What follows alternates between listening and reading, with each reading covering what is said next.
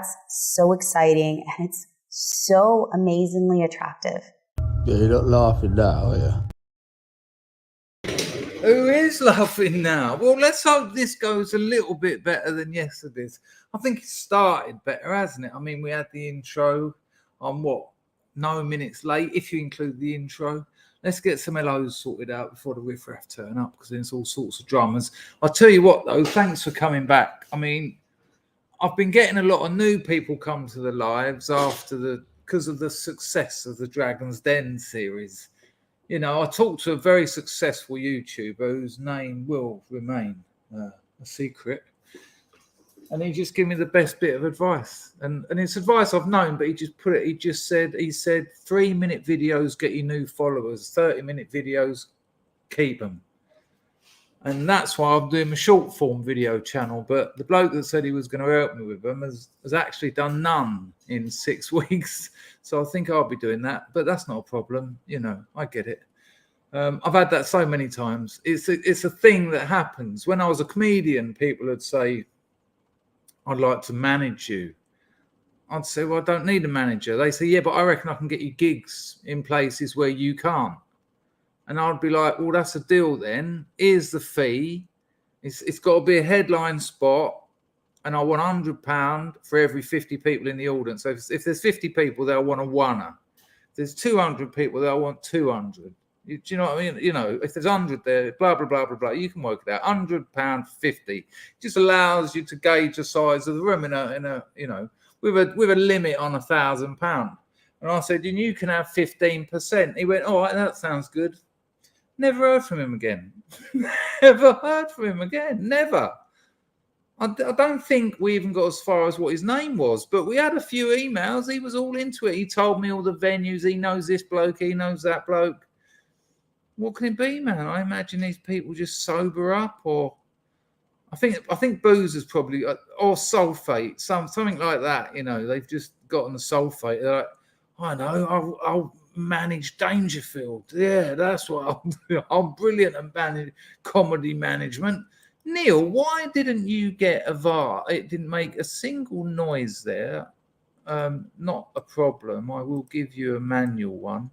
In fact, it's been quite a while since we've had a mega VAR. Eat this, the world.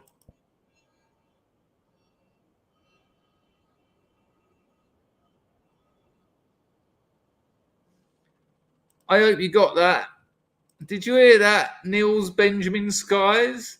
I pluralized Neil instead of Benjamin. I said Neil's Benjamin Skies. Yeah, I'm not on form, but I'm doing all right. We're back. So thanks for coming back. Thank you, Neil. Right, let's go through who's here and get some hellos in, because you people have stuck with us. Zeitgeist has joined the firm. Are you new round here, Zeitgeist? Or was it when old Lartus the other day mentioned about the next member stream? It's happening. It's happening soon. Right.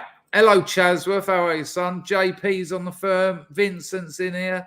Zeitgeist. Hello, mate. We've already had JP. Hello, Brad. Good to see you. YouTube going a yellowish colour. Oh, God. That might be your eyes. You might have a touch of the old lumbago. Oh, no, that's back problems, isn't it? What is it? Jaundice. MC. Oh, it might just be, might be a race, might be an ethnic thing. Hello, MCJ Dub Power. How are you?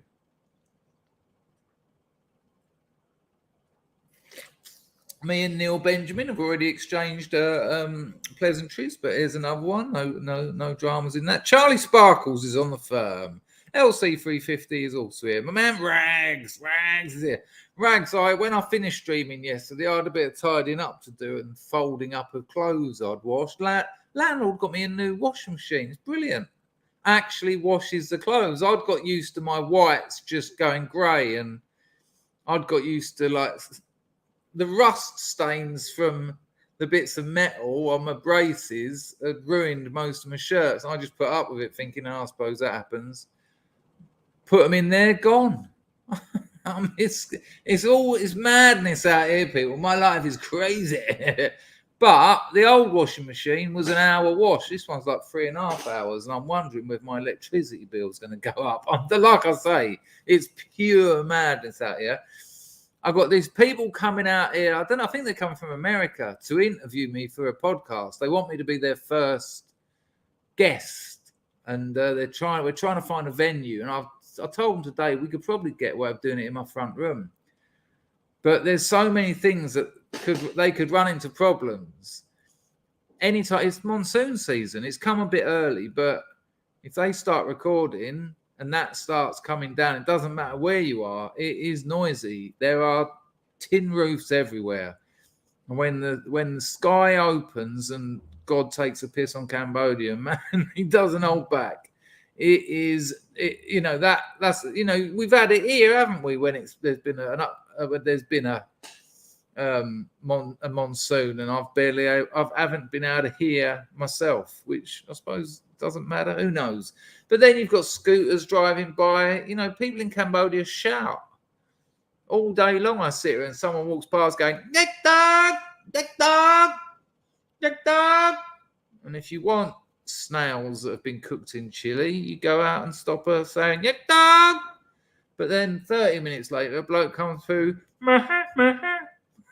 He's selling coconuts with a straw in them. That's the way it is. So I don't know what they're expecting, but there's a couple of quid in it for me though, which is very nice. Keeps the cogs moving, doesn't it? Who else? Tito's on the firm. Lovely. Hello, David. Nice to see you, mate. Pags is in. We will be. That's amazing to call me Worthington. Pags, you've got a ridiculous memory. And what's exciting about it is you save them. You could have used that about 3 months ago, and you've just said it. You've just saved it for now, which gives it so much more gravitas. It's great work. Hello, Jessica. Did you notice I've done a supercut of yesterday's stream because it was all shit at the beginning? Packer and 42 had audio problems. I was talking for 8 minutes before I pressed go live.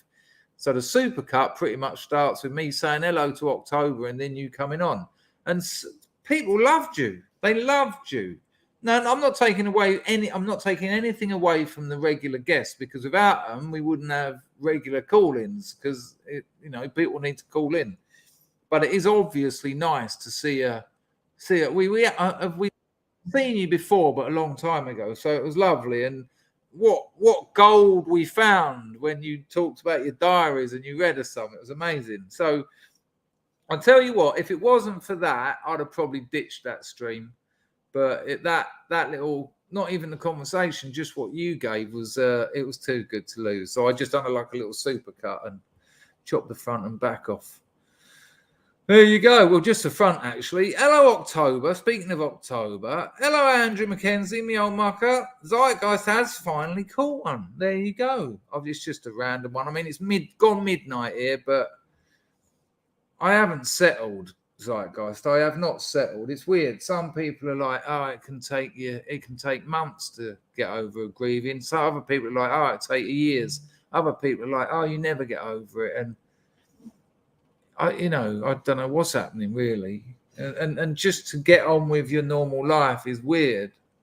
I've done some editing of my novel today, and I'll tell you what, you can't get away with the fact that when your mother dies, and I think more so than your father when you're a male anyway, the matriarch, the judge. My old man never said to me, my mum called me an idiot and stupid and good for nothing. My first tattoo ever, first paid for one, says good for nothing. And, that went on until we got to about 40. And I said to her, right, can you stop calling me stupid? All right, I've had enough of it. She was like, hey? I said, everything I do, you're just like, you idiot, stupid. You idiot. And I'd had enough of it. It took 40 years. But when I was a kid, that stuff affects you. Now, I'm not calling abuse here. It's just standard parenting. But I overachieved without a doubt to try and engage my mother. You know, I had a master's degree at 23. Now, other people have had master's degrees at 23, but I was one of them.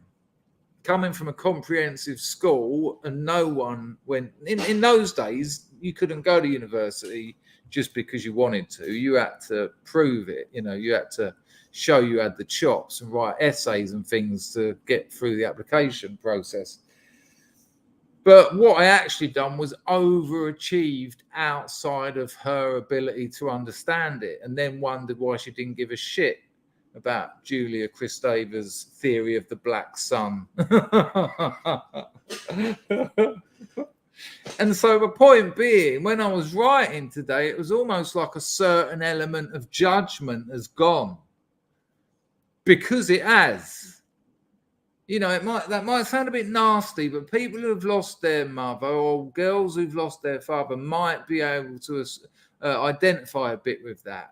You know, the negative matriarch's judgment. Who does it so you improve? You know, my mum wanted me to be good at things, so she made me. She made me be good at things by telling me I wasn't.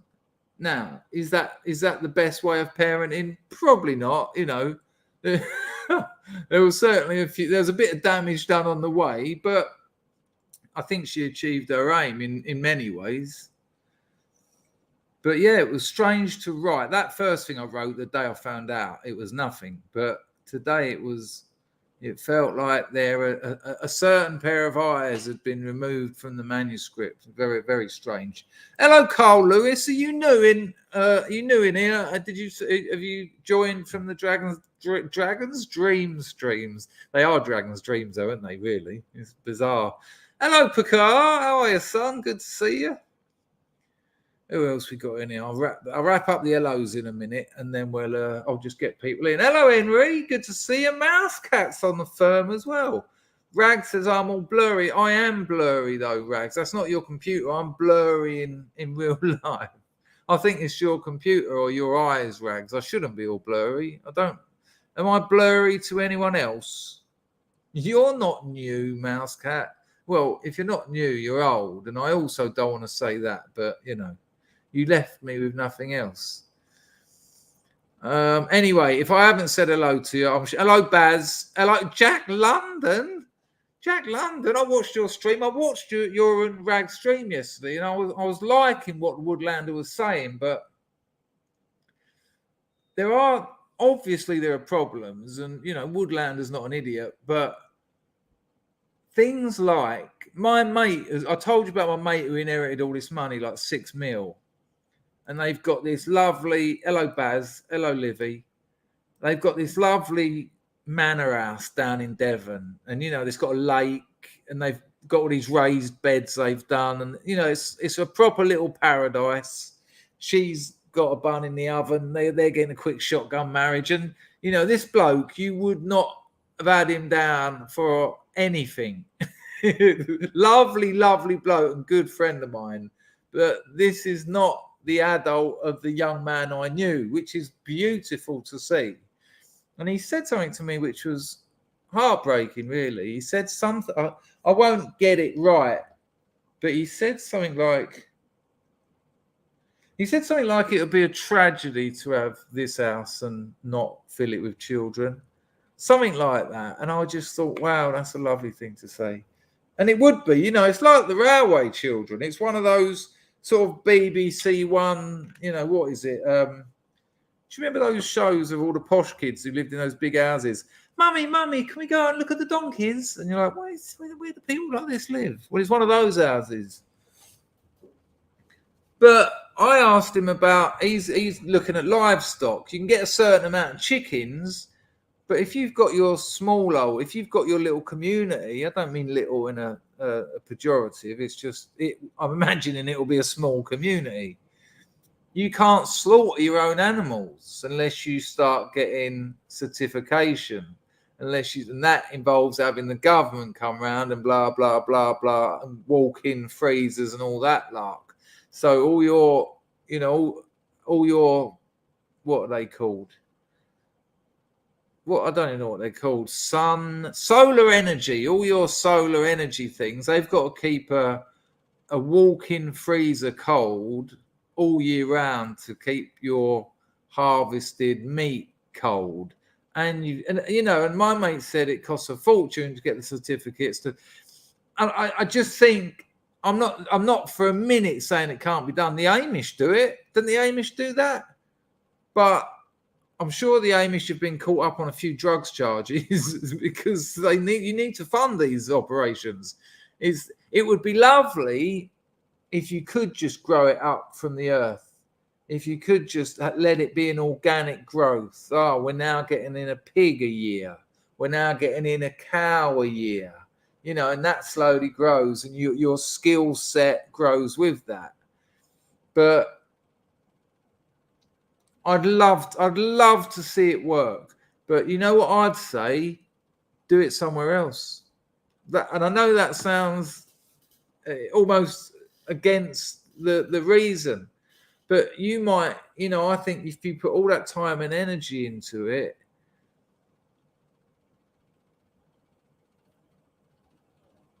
when you become third, fourth class citizens, they'll just take it off you.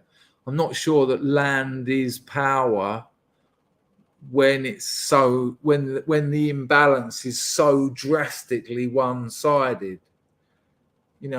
When they own all the land around you, they'll just say, "Nah, we've changed the rules." Fuck off. But I'd love to see it tried. I'd love to see it tried. I think when I was younger, I did live in a little community like that, but it was full of stinking hippies, and they all come from money as well. The bastards. They come for money, but they didn't share it. No, they just shared the freedoms that the rest of us grafted for. But interesting stream, no doubt about it. And I would like to see, if people are going to get on it, that would be very interesting. Hello, Ludwig. Good to see thee. Hello, Willow. Tom G. Girlfriend's on the phone. She's on the phone.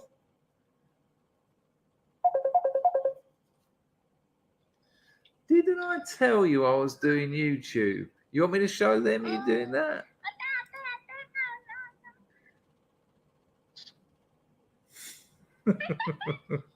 I'm doing YouTube.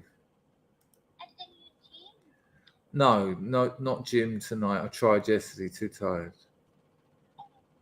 I love you too, darling, but I have to go because... Okay, bye-bye. Oh, now when you go quickly, I don't like it. I want you to say no. I want you to say I don't want to go. No, I don't want it. Yeah, but love, I've got to do this. That's better. Well done.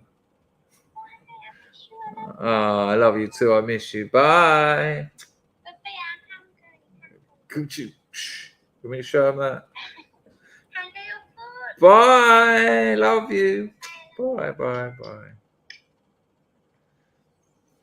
Right, where the hell were we? Tom G was saying hello. Dub Powers left because there was no VAR. Hello, Special K. How are you? We're going to get on with it. We're going to do a call in, and we're going to do it very quickly. Lord knows what nope, nothing, lol, no mate means. I can't remember what the not a pin drop. No, oh, you didn't hear it. What? You didn't even hear the super VAR? I don't know how this works, man. I'm running with the flies. I don't know what that means. 42, no VAR there. I'm going to refresh Entropy right now. I know the boys who run Entropy now. I drop it in every time, didn't I? Had a little chat with them the other week. I threatened one of them with my karate. It got him. I asked him to show me how to get the entropy messages on the screen. But why you're not getting vartation, I don't know. Well, anyway, I'm not going to waste any more time with that. It should be okay now. Let me turn the volume up. Maybe that's a problem. But what about this? Let me know if you hear one. Let me know if you heard that one. It was massive. 42 drops an Ayrton Senna, and he says Emma G is currently doing her first shift on the ward as a student nurse as part of her Open University course to become a fully trained nurse. Please send her some scrub love. Oh, without a doubt. You know what? I think the Open University has probably been the best university of like the last 20 or so years. You know, back in the 70s, it was a bit of a, what is this? Why they, please put a cartoon on the telly. Don't do this old beard hippie going, when you put potassium in, first of all, you notice a change in aroma, followed by a colour change. That is, of course, because the molecules have reached a peak existence, which is a half. And you're just sitting there going, "No, this isn't a Sunday morning I wanted." But nowadays, you get to learn the stuff from people who know, but you don't have to hang around with loads of blue-haired freaks who go, "What? You're not a communist then, or not? Or what? Or not? Or what? Or what? What?" So actually, in a way, the OU as the world has adapted to make the OU better, whereas the OU's just pretty much stayed the same. How interesting. So big scrub love, big scrub love to Emma G. Let's get a G in the chat, because first night on the ward can't be easy. You know, up until then, it's just been textbooks and videos and seminars. Now you've got people going, "Excuse me, can you have a look at my penis, please? No, a bit lower. No, a bit higher. No, a bit lower. No, a bit higher. Yeah, no, lower, higher, lower, higher. That's it, a bit faster."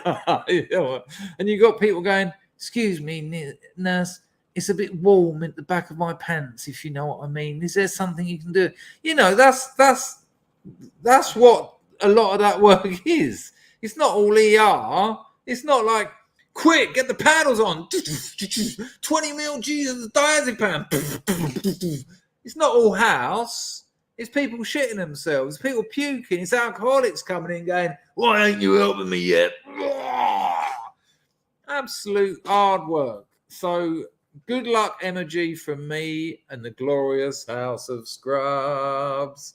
Nice one, 42 for that Ayrton Senna. We are on the old triple bubble trip parlay, we like to call it. Anyway, hello, Doc Shelley. Good to see you. Mrs. Me in it is here, straight on the EG. It was great stuff, Jess. Hello, Glenn. Yeah, we won't talk any more about that, but you know what I know. Next season it will be interesting. Summer transfer window be. I actually really enjoyed this season, though. You know, I actually did. It just was a bit. But I'm taking nothing away from the machine that is Man City, but that machine seems to be coming undone at the legal level, and while still not taking anything from the machine that Pep Guardiola, the best manager in the world, has created, it would seem he's created it maybe in a way that you're not allowed to by law. We'll see. Be too late for us either way. And we fucked it up as well. That's just the way it goes. Life is the name of the game, man. I want to play the game with you, Daffyd. Hello, Manny Moo. Jess was great too. See Ann here. Oh, Jess was great to see Ann here. Steady. Manny Moo. Hello, humans. How are you, son? Right, okay. Let's open this. If I haven't said hello and I catch you in the chat a bit later, I will say hello. Vod. Hello, number one Audrey Hepburn fan. Nice to see you. Jar Jar Wells back on the firm. Woodsman's in. Autofocus sometimes blurry. So Rag said that as well. Right, let me see if I can sort this out once and for bloody all. Double click that. That comes up. Webcam controller. Looks like we're on to something.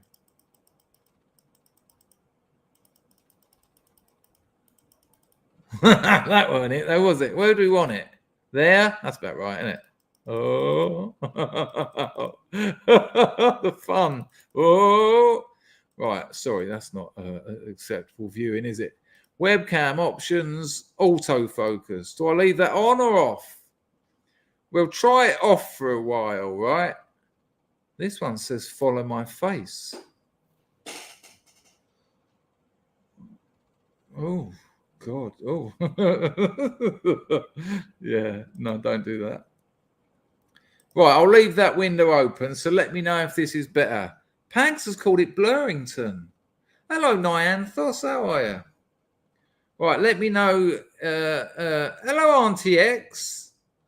Are you new in these parts, Auntie X? Were you the person in the chat? One of the comments, someone said, someone in one of the Dragon's Den videos said, I did try your stream. What's it all about? I don't think it's for me. And I thought, what is it all about? And it's not really about anything. It's about nothing and everything. Hello, John. The boy Cray. Hello, Steve. Right, no more. I'll get caught up with hellos and we won't have any time. Hello, Otto. I just saw Otto there. I'm sure I did. Hello, Otto. Good to see you. Hello, Tom G. Tom wants to know if anyone watched the SpaceX launch yesterday, the future of commercial spaceflight and the first self-landing rocket that landed in ground. I didn't, but I do find all that exciting. I did see some kind of thermal laser that he'd done. That looked... I'm too far away now, aren't I? Because you're too far away from me. There you go. That's better.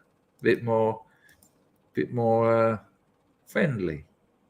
This is what we like. Right, let's get this. See if anyone wants to come in for a little chat. When I chuck you out after about 5 minutes, it's not because you're boring or you're unwanted. It's just I've already been gabbing for 27 minutes. It's 12:30. It's 12:30 in the morning here.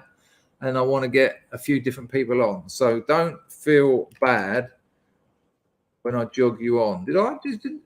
JP's mentioned marzipan, and there's marzipan. All right, Ian.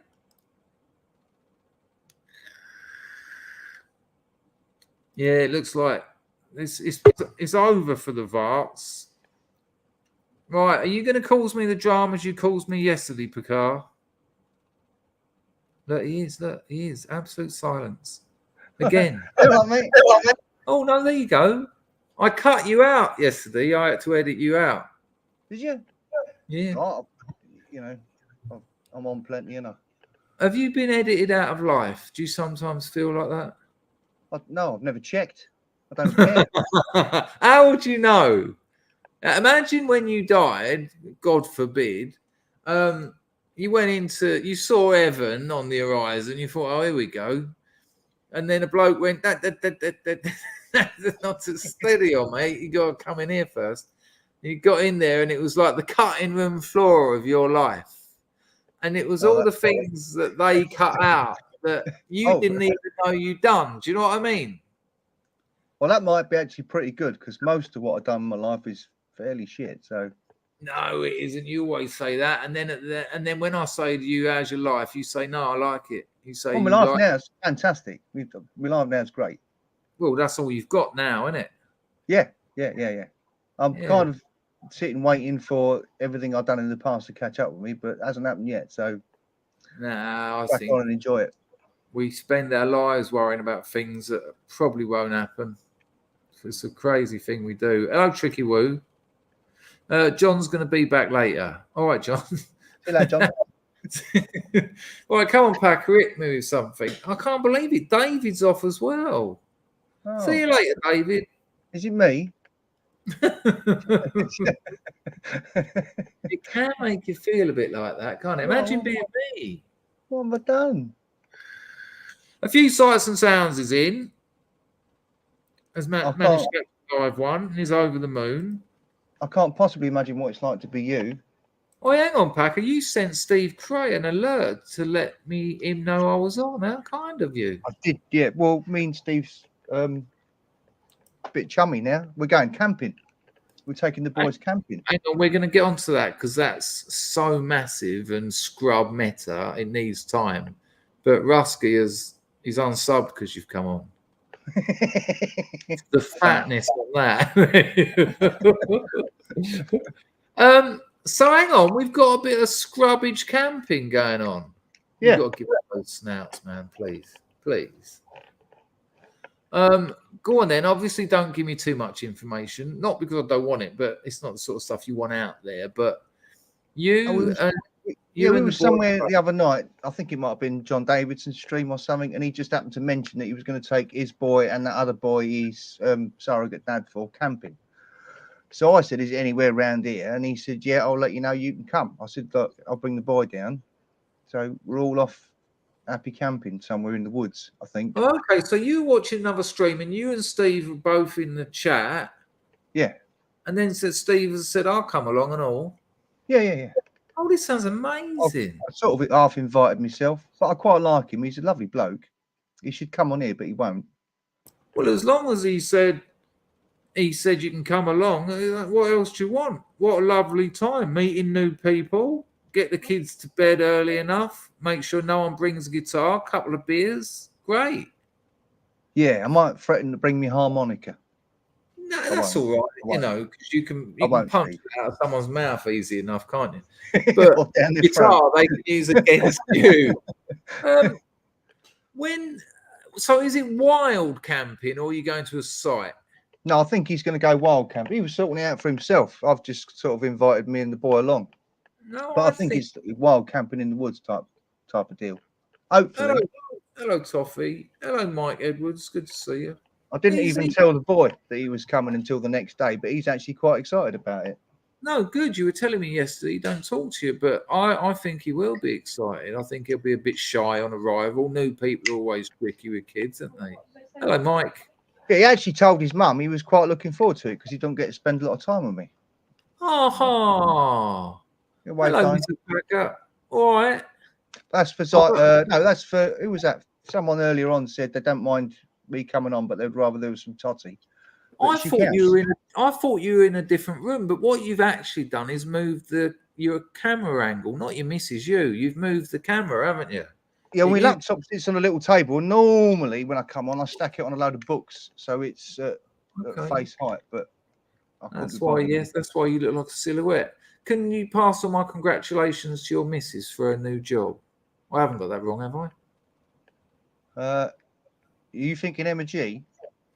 No. my memory's shot, but it ain't that bad. That was like about 5 minutes ago. I thought you told me she'd got a new job, or someone did. Not told me your missus. She got promoted. That's what I mean. Yeah, that's a new job, isn't it? Yeah, that's what I mean. Congratulations. She can hear you. Okay, well, congratulations. That's amazing. I know you like it there. Hello, Alphabet Cat.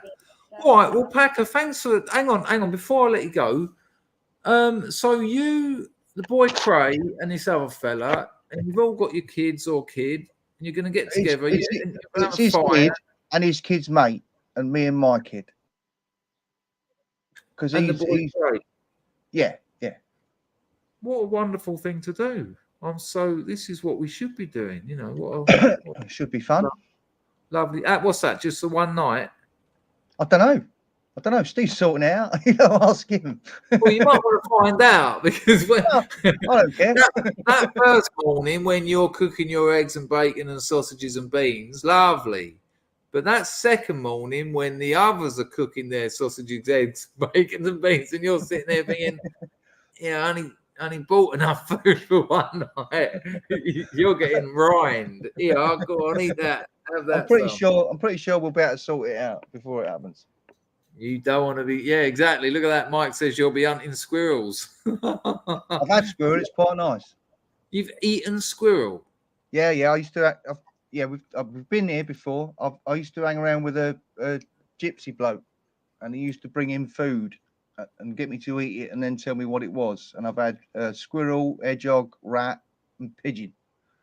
Well, I'll tell you what, I recently tried to make a video of picking a lock with a catapult. Yeah, and it's ridiculous. It's so hard to hit. There's a technique called bumping. Or you just smack a padlock? You hit the key, but you've got to apply a bit of tension. But you can actually apply the tension using a bit of weight. You can weight the key down. And then all you got to do, if you're good at it, which I am, I invented the technique. And I did, that's not even a joke. If you get it right, you've only got to give it a little tap. And because you've pre-weighted the key, it will just turn and the lock's open. So I thought, hang on, if I get a catapult, like a Black Widow, you know, with the armrest, and if I can hit that key from about 5 meters away, that's lock-picking clickbait, you know, lock bumped with catapult. But when you do it, make sure you've got a red wig on and a leotard and some nice, some nice boots. I tell you what, I've got that tendonitis back already just from there. The connection is, I used to know a load of do's you like is that would go out hunting. The kids would go out hunting. They wouldn't go out coursing with the older men. But they'd go out getting rabbits with those catapults. They didn't kill them; it just knock them out, and then they'd get them and break their necks like these 8-year-old kids. But I can't hit this key from in the end, I was about half a foot away from it. Like you know.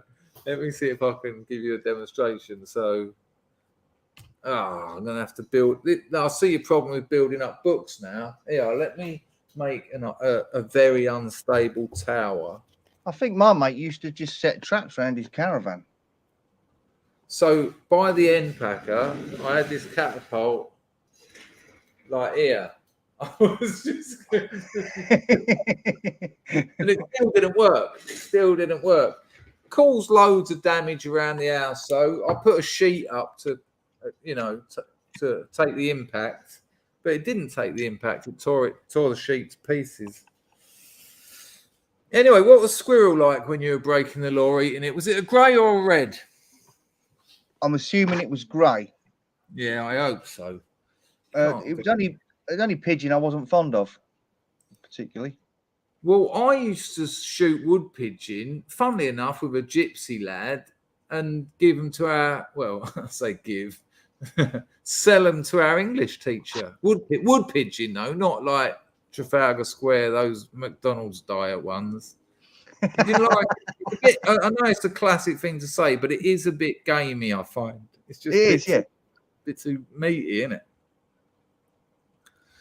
There you go. All right, mate. Well, Packer, thanks for getting the ball rolling as per. Always a pleasure. Look after yourself. Look after. When are you off camping? When is it? When's it happening? I don't know. You'll have to ask Steve. He's sorting it out. I don't know. Marzipan said that squirrels taste nuts. Squirrel tastes nuts. There you go. Yeah, Alphabet Cat says it's a bit irony. Yeah, that's what I mean. It's just too meaty, isn't it? But that's probably quite good for you. I mean, let's face it.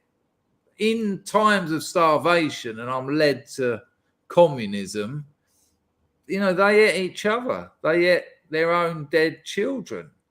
So, you know, you can and ah about food, but when you're hungry, you know, good Lord.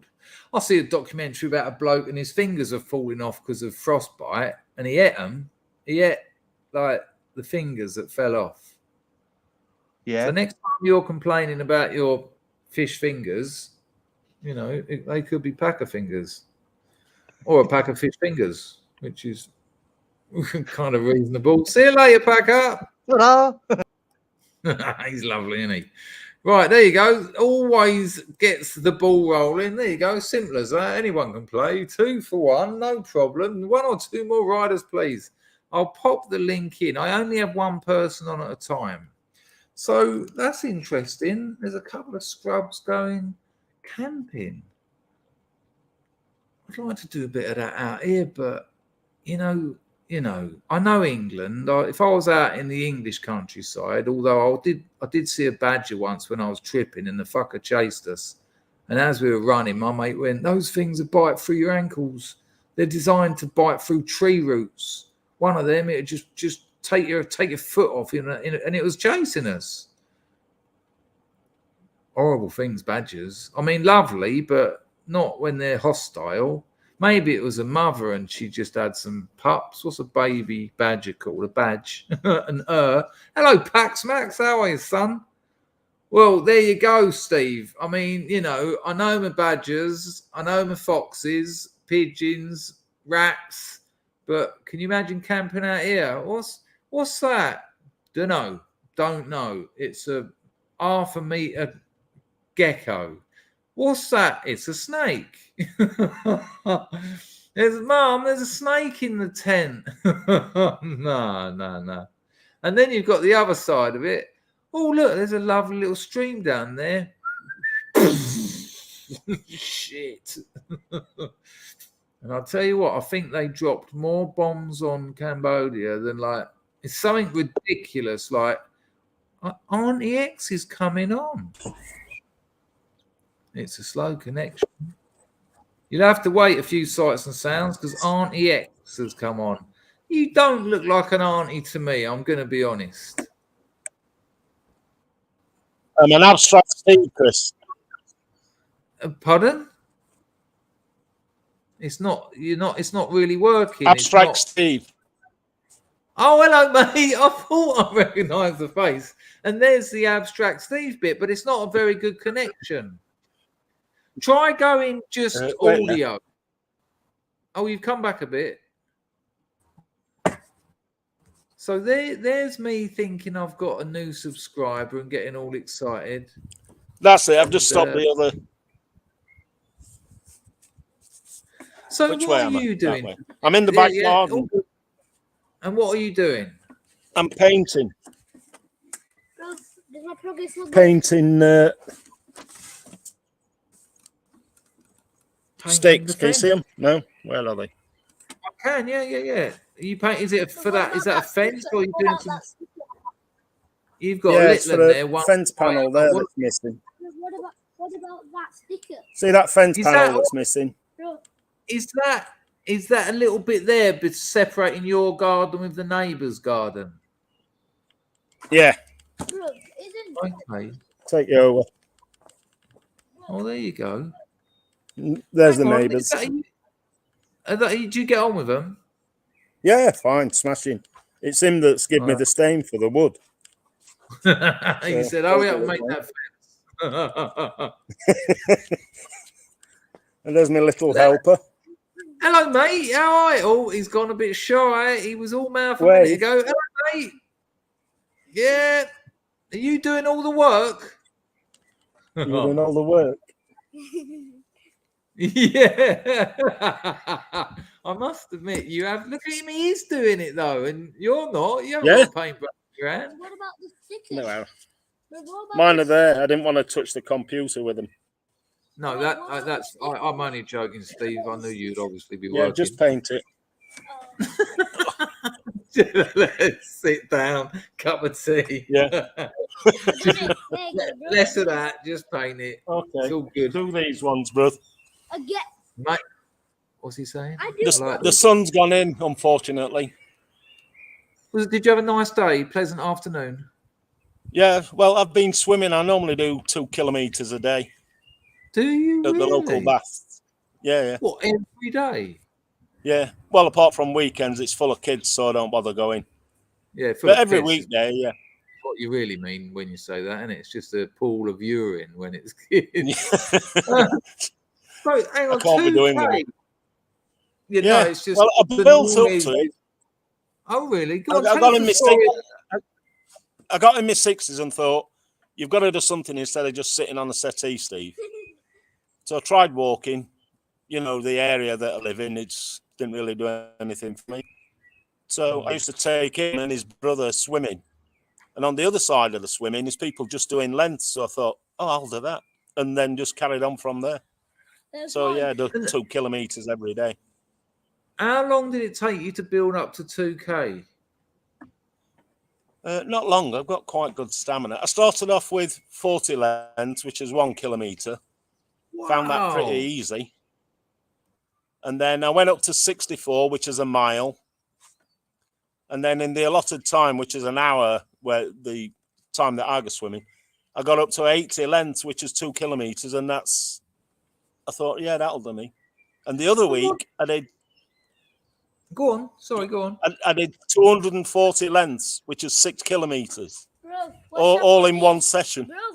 In one session, you've done 6K. Good Lord. Yeah, against the fence. And you said you're in your 60s? Yeah, I'm 62. God, you're looking good for 62. So yeah, swimming. It's meant to be the best exercise you can get. Everything you're using, your cardio, you're using pretty much all your muscles. Incredible. Yeah. That's I mean, the reason I'm terrible at it because I get bored, and that was going to be my next question. What do you think? Yeah. First, well, I've got two questions actually. What stroke are you using, or do you mix them up? And the second breaststroke. Breaststroke's the easiest. And is that 2 of the feet with every one hand? Or have I got that wrong? No, well, I do 1 kick and 1 hands. Okay, so it's 1 and 1. It's coordinated. You sort of do them at the same time. Okay. But what do you think about? Because that's an hour. And, you know, you don't have to think a lot when you're swimming, do you? How do you stream for 3 hours? What do you talk about? Well, that's what I think about. So you just go through conversations with self? Yeah, things I'll have seen that day, newsworthy, or, and just things, and art, of course, thinking things will pop in my head and I'll think, oh, yeah. And I'll just go with that. And then suddenly half an hour's gone. Then think about another.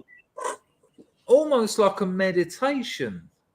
It is. It's completely like a meditation. Yeah. It is. I'm in my own world and I'm just swimming along. And before I know it, I think, it's up. It's very relaxing. It flicked onto that one. Yeah, no, for sure. I can see that. I wonder. I mean, what's happening there? It's okay. It's okay. No, it's okay. He was stuck painting. You're all right. Well, listen, nice one, Auntie Steve. I'm going to let you get back on with that. But that's quite interesting about the swimming because I've got a few hotels around here that said I can use their swimming pools. I wrote to them all, and out of about 5, 3 of them said, "Yeah." I said, "I live local. Can I use your swimming pool?" So I said, "I'm a global businessman, and when people visit, I'll send them to Chris, you'd find it meditation-wise very, very good. Just, you'll know, free your mind a bit from meditation and just go with the flow. Don't try and break any records. Just go with the flow and swim. And also, it's really relaxing. They're nice and cool around here. It's so hot this time of year. The pools are nice and cool. Yeah. All right. Nice one, Steve. Lovely to see you. It's nice to see an unfamiliar face. But I have seen you before. But no problem. Auntie X did throw me. No, well, I used to earn me some good money at Auntie X. It were Carl Pilkington, Stephen Merchant, and Ricky Gervais. They're old XFM radio shows. I don't know them, but I know of them, yeah. Well, people go to sleep listening to them. It's a thing. Yeah. People put them on to go to sleep, to listen.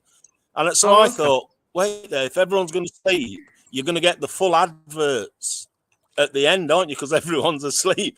So I started a channel making all the XFM things, and I earned a right good few quid. And then YouTube put the kibosh on it, saying it's repeated radio shows. Hang on, I've totally missed this. Right, so hang on. When you say people they put them on to go to sleep, do you mean podcasts in general or that one? No, the old the Carl Pilkington, Ricky Gervais, and Stephen Merchant. They did some podcasts, but before that, they did some XFM radio shows. So I mixed and matched them all up. Oh, you've gone. Yeah. You've gone. People. No, it's not making. I can't hear you. So I can't hear you. The adverts at the end. Can you hear me now? No. Right, I can hear you now. Right, start again. Through. Right, so you're loud and clear now. Right, so I did a mix and match with the podcast, the XFM radio shows, put them on YouTube, used to earn some good money, and then YouTube put the kibosh on it. So, but I've obviously still got the channel because people said to me, don't cancel the channel. We got to keep listening to this channel. So I've just left the Auntie X channel up there. You were getting advertising revenue from their shows. Yeah. Nice. Yeah, I just chopped them up, remixed them, and put them back on. And then eventually, like I said, YouTube said, "No, it violated I mean, some whatever. Who knows? Yeah, you're going to struggle to get fair use because although it is transformative, you haven't added to it, and that No. I don't agree with that. But they don't want people doing that, do they? But No, but I had a good 18 months out of it, So. Did you? Fuck me. No, bought me a few nice things. So no, great work. I've just got to think of it. I've got to think of the next one now. Yeah, and try and keep it within the rules so that all that work isn't, so you haven't got to do it again. Well, that's I've very still got my encouraging. cooking channel, but that don't do anything. Yeah, that's 300 subs. But I done popcorn and crepes, but no, they didn't work for me. I got about 200. I got 1,500 views for the first one, where people thought, "Oh, this is be a joke."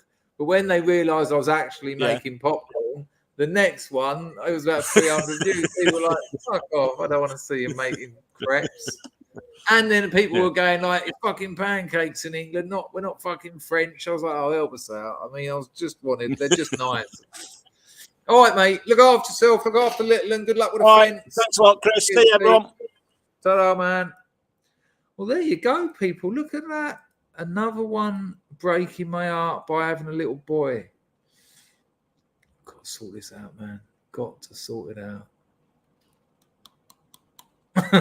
Did you see the body language? Did you feel like you needed to be an expert to understand what that was?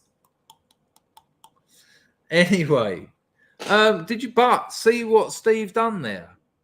He got the old XFM podcasts, and he got their other show they done, chopped them up, re-edited them, got 18 months out of it. When you're advertising names like Gervais and Pilkington, Merchant not so much. You're getting the views. Look, he was earning money. What a wicked little side hustle, and he just done it. That's what inspires me. I like that about people. I like people who there's no jobs. I'm skint. It's like I do this. I mean, I've had 2 donations, but that's all right. I've done a stream yesterday, got 2 donations. All helps out, and that's what you got to do in life. 125 people in tonight. Lovely. Toffee came in. Hello, Pizzle. Good to see you, mate. Hello, Johnny. Good to see you. Hello, Pandajit. Albert Ross. Right, Toffee, you came in, but I only have one person on at a time because 3 is a weird number on a show, I find. Hello, Poke the Bear. So that manager, I don't know why I said that. I've put that link in the chat a couple more times. Anyone else wants to come on? Been a while since we spoke, Pax Max. Bullet has given me a donation and I wasn't. How do I? Oh, here we go. Oh, I've done it now. So Dave's Waffle House has joined. Thank you for joining, Dave's Waffle House. I've added you, Toffee. I'm just going to deal with a couple of super chats. Thank you, Dave, for joining. A few sights and sounds. Toffee's beat you to it, but you can come in next. But that's lovely to know you're in the queue, as it were. Nice one, little Bullet. Hey, boss, and Hoyt Scrubs. Nice one. So Dave signed up. Bullet donated. So did 42 and so did Neil. How are you, Toffee? All right, La. I'm good, thank you, mate. Is that your actual dog? Nah, it's just a stock image off YouTube. Off YouTube. I always say that. Off Google. Yeah, they're all right, aren't they? Don't want to dox me, dog. Dog doxer? You're in all sorts of trouble. And what are you bringing to the party, Toffee? What's been going on? Do you know what, mate? Because he's just mentioned swimming, I've got a funny story. I'll try and soften my accent, sorry. You always say that, and I don't want you to. I want your regional accent to be expressed to its fullest. Unless you're 42, and then I can't understand the word he's saying. But no, you go for it. I've spent a bit of my life around your type, so I can understand. I'm one of the nice ones. Yeah, I've got a funny. He's just reminded me there swimming. I've got a bit of a funny anecdote. It took me a couple of days to find it funny. My nieces go to a rather posh girls' school in North Liverpool, and they've got a swimming pool in there. I like swimming, so I said to them, "Are the public allowed to use that pool at the weekend?" Like, so the pair of them, the little rats, have been like, "Yeah, it's fine." So I've got me silly Billabong shorts on, little Hawaiian shorts, and took me towel down there. And the fella stops me as I come in, like, whoa, what are you doing? Public can't use this. I was like, oh, sorry, went off all embarrassed. I was like, I said to them, you've just made me, that's not funny, that. You just made me look like an absolute weird nonce. Nice one for that. It took me 2 seconds to find it funny. I think you done well that there was no one in the pool at the time. Oh, God. That would have been. Imagine you got in there and you were swimming, and then just loads of kids started thinking, because then you got to get out, and then you're in all sorts of trouble. Good Lord. The shorts were pink as well, to add insult to injury. Yeah, but when it's Billabong, you do that sort of beach bum kind of Hawaii thing. I think you can get away with it. The amount. Do you know what I've done, everyone? I've been showing off on Telegram. I built a bar in my back garden, and I'm so proud of it. No, there's nothing wrong with that. You're competing with some. The bar has been set high because Mr. and Mrs. Me in its back garden bar is like an actual boozer. But what I'll do, I'll post it in the OG scrubs and then get one of them to put it in the lifeboat. Oh, for me to be a show off, but when you're proud of something and you're like, I did that. Absolutely. So what is it? Is it just a bar, or has it got chairs and all that? Oh, mate, it's the business. Like it's not just. I'd say it's hard to describe. It's indoor, so it's sort of like a shed, like a giant shed. That's it. That's what they've got. Yeah. It's. I don't think it's as trendy as Mouses and Mrs. Me in it. Like, but it's all right. I'm not even a big drinker, and just for show, I've spent a fortune. I certainly don't drink spirits. I've spent a fortune just to make it look good. All like the pumps, and you've got all like the Grey Goose and all sorts of trendy stuff. So it's just going to sit there. Have you got the spirits on the optics and all that? Yeah. I even got. There was a pub nearby that closed down, unfortunately, because of the lockdown. And they had, the old bells, the ding-a-ding, last order type things. You've got So I bought that off them, and it was worth a few quid. I got a bit of a touch. Oh, I'm made up. Amazing. And have you got the social group to make it work of a Friday or whatever? No, I'm Billy No Mates. Just me and the dogs. There's something I quite respect about that a bit more. You got your own boozer. Ding ding, last one. Enough now, it's off. I don't want to promote the Scout stereotype, but I haven't got a lock on it, and I'm worried some baghead, someone's going to break in and just rob all my stuff. So I'm sitting there, like any noise in the night, I'm right at the window, like, who's that? And it's a cat or something. That is understandable. And they can sell booze. We used to nick a lot, but I wonder if I probably wouldn't be able to sell ready open booze because that could have been mixed with God knows what. They want pubs will even buy it, won't they? If you turn up at a pub with a bit of a rough boozer, if you turn up, they'll buy it off you. Like, no, we used to sell booze that we'd nicked from supermarkets to pubs, but if it's been opened, I doubt you'd be able to sell it because you could have drunk half of it and filled up weed in it. Weed in it. Are you sure this is tequila? Looking a bit yellow and steamy. It's a bit warm. Why is this one warmer than the others? What motivated you to build a bar in your garden?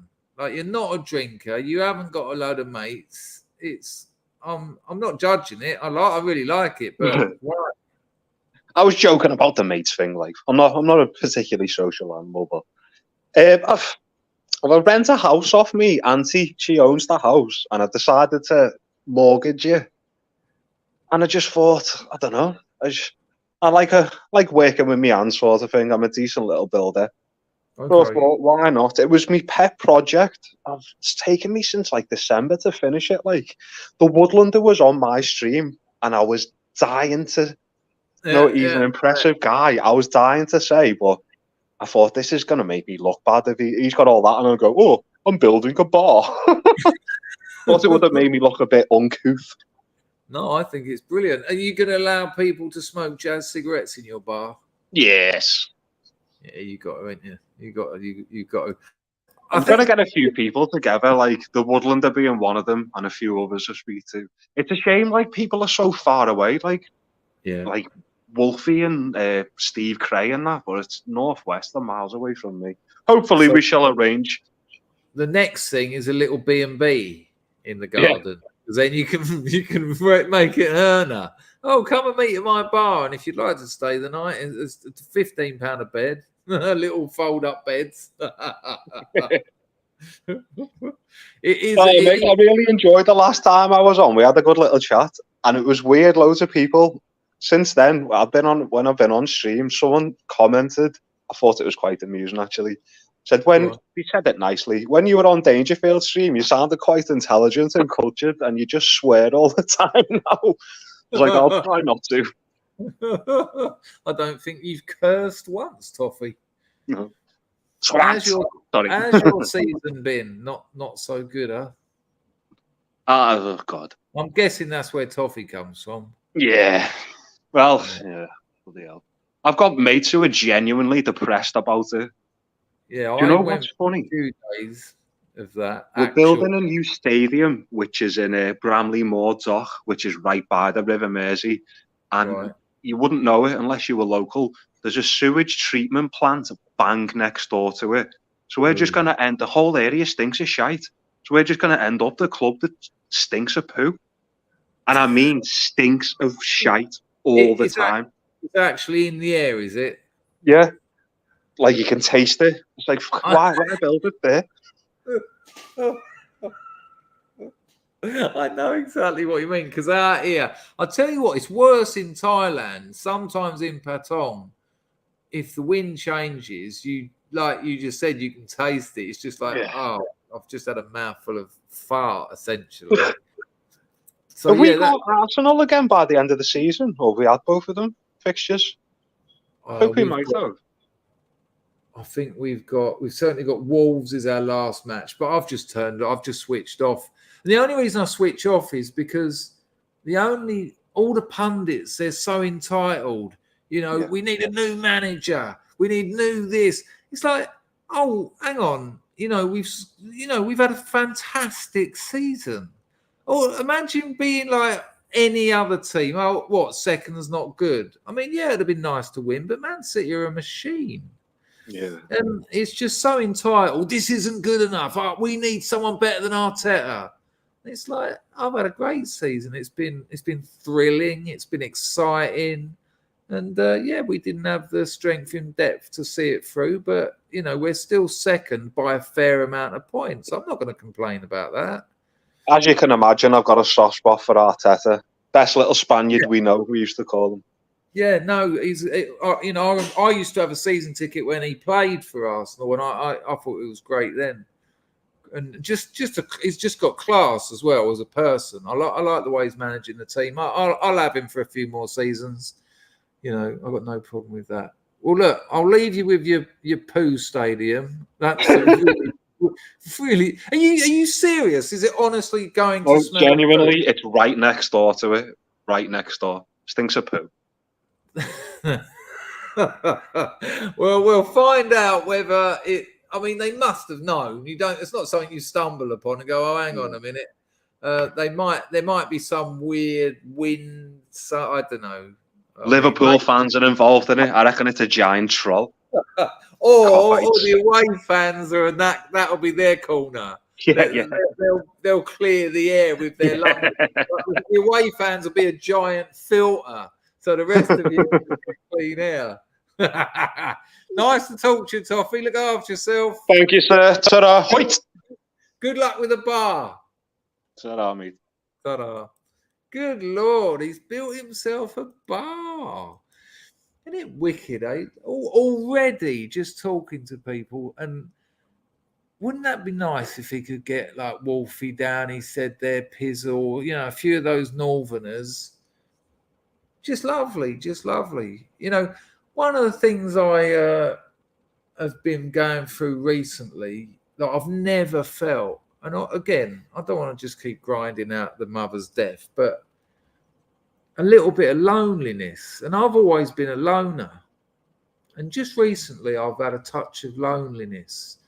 And, you know, that's all right. It's all right to change. It's not like, oh, my fucking God, what's up? And, you know, I've got no mates here. You know, when I was in England, I'd have mates come. When I was in Soho, I'd see someone almost every day because people go to Soho for a day out. So my WhatsApp would be like a fruit machine. Bing, I'm in Soho. And bing, I'm at Bar Italia. Bing, do you want to get a drink? I'm in the French house. Bing, bing, bing, bing. And so, you know, I had that. But even then, I turned most of them down.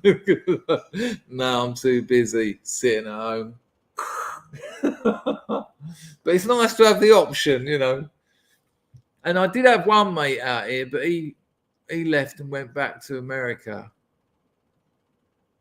But yeah, there's a scrub out here at the moment. I tell you what, I think he's fallen in love. Now, I told him where to go if he wanted to have some female company. And I said to him, don't go falling in love. And he said to me, he sent me a message like, all right, like, let's not meet up at that cafe again this week. Now, because we've already arranged to meet at this cafe again this week, he's implying it's too late, mate. He's done it. He's in love with someone. And, you know, to be honest with you, Thailand and Cambodia, more so than Vietnam, Thailand and Cambodia, there's a lot of older European men. I mean, I talked about the real negative ones who are coming out here just drinking themselves to death on their golden handshake or small inheritance or whatever.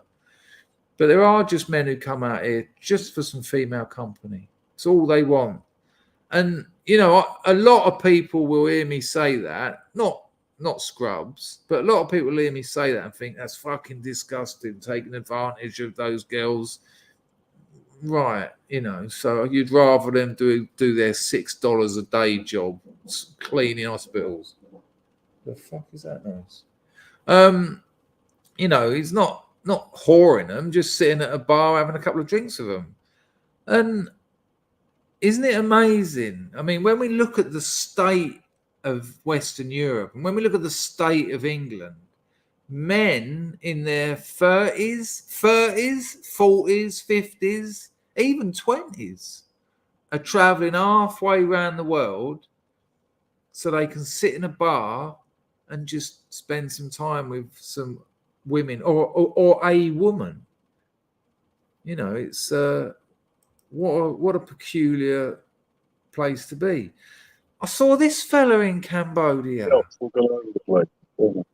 How are you, man? You come out here, didn't you?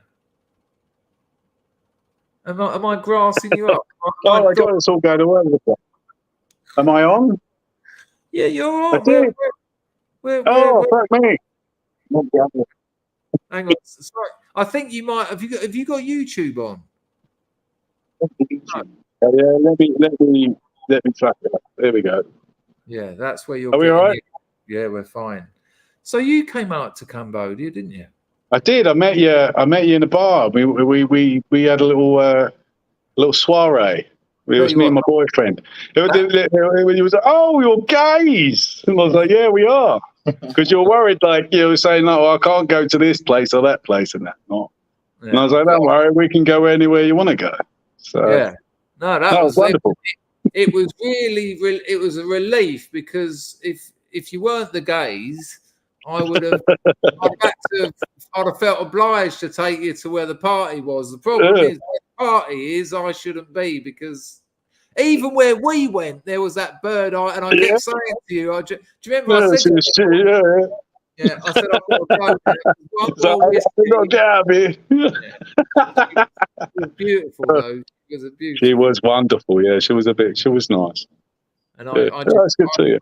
I saw myself looking at her in the mirror. I remember telling you, and Yeah. I thought She's eyeing you up. Yeah. So I gotta go.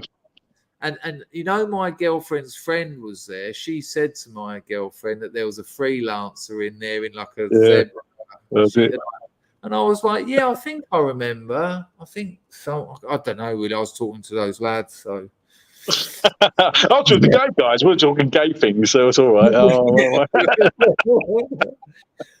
So how are you? How was your time in Cambodia in the end? Oh, it was wonderful, man. We ended up going all the way. We went down to Kampot, just on just winging it, and we just met, a wonderful community of people there. We ended up extending. We were there down there about a month. A lot of barracks in Kampot, isn't there? Yeah, it's a nice little community there. Yeah, but yeah, it's nice. Kind of a mixture of like the usual kind of older harangues that you would see, and then like some younger ones and that. But yeah, lovely little community there of people. Loads of stoners. Loads loads of that. Yeah, tons of that. Yeah. There's a scrub. I wouldn't be surprised if you met him actually, and it just didn't come up. He came out here for a week. COVID hit in, so he couldn't get out. He went down to Kep at first, which is just around the corner from Kampot. Shannickville way. Yeah. And then he was like, I think he's still there. I think he's still in Kampot. A lot of people get stuck there and never leave. Seems that kind of place. That almost happened to us, but we had to leave for visa reasons. Yeah. And then we ended up back in Thailand for a bit. We're in Manila at the moment for a little while in the Philippines. But yeah, having a good old time. How long has this holiday how long has this holiday been going on for now? Well, it's not really a holiday. It's more just kind of like we're digital gypsies. Oh, well, hang on a minute. Are you working? Yeah. But yeah, you said. Oh yeah. I work online. Like hush. No worries. No, in fairness, then that isn't a holiday, Yeah. It kind of.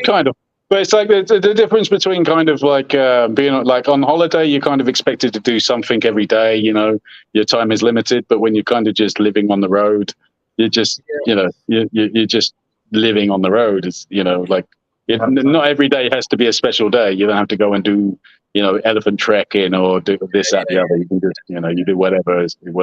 So it can still be a good old thing.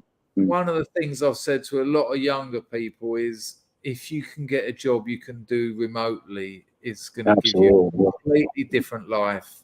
And I think that's where a lot of employment's going anyway. Because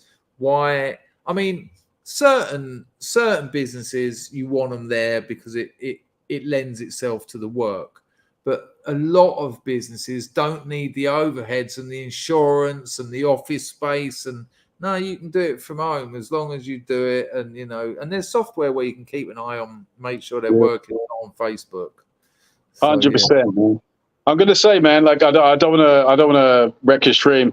Like your voice is coming through very robotic, so I'm just gonna jump off. I'm only getting like every second word, so it's lovely to see you, man. I'll send you an email, and maybe I'll be somewhere around your vicinity soon, and we can get a drink or whatever. And I'll see you soon. But yeah, it's wonderful to see you, mate. All the best. I'm going to jump off. All right, take care, my friend. All right, bye-bye. Oh, what a terrible shame. I'll tell you what, we had a nice time, actually. I met him for a cup of tea, and as soon as I see him, I went, hang on a minute. I said, are you gays? And they were like, yeah. And I thought, sweet, you've just saved me so many problems. Because as soon as I tell my missus, she'll be like, right, okay, lovely. No, they were good lads. They were really good lads. He's been scrubbing for a while. Right, who else popped in then? Hello, Cheeky Chops. Yeah, this is, I can work from wherever I am. And that is a freedom that, it's not for everyone. As I've told you, I've had therapists tell me you haven't put down roots. I mean, this property here is the most roots I think I've ever put down, because I've got no intention of leaving my missus, although I nearly did the other night, but only out of frustration and fear. You know, she was out drinking, and I don't like it. I don't like it. I'm scared. I'm scared of her out drinking, but I can't tell her not to.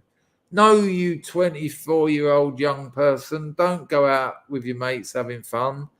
I don't want to be that boyfriend. You know, that's no, I can't. You know, it's tricky though. It is tricky. She keeps, you know, she lets me know where she is, and she lets me know she's all right. But nonetheless, it's like, no, please be home and in bed and safe. Right, and who's coming in now? Someone popped in there as well. Steve said G in the chat for Nice Mr. Gay.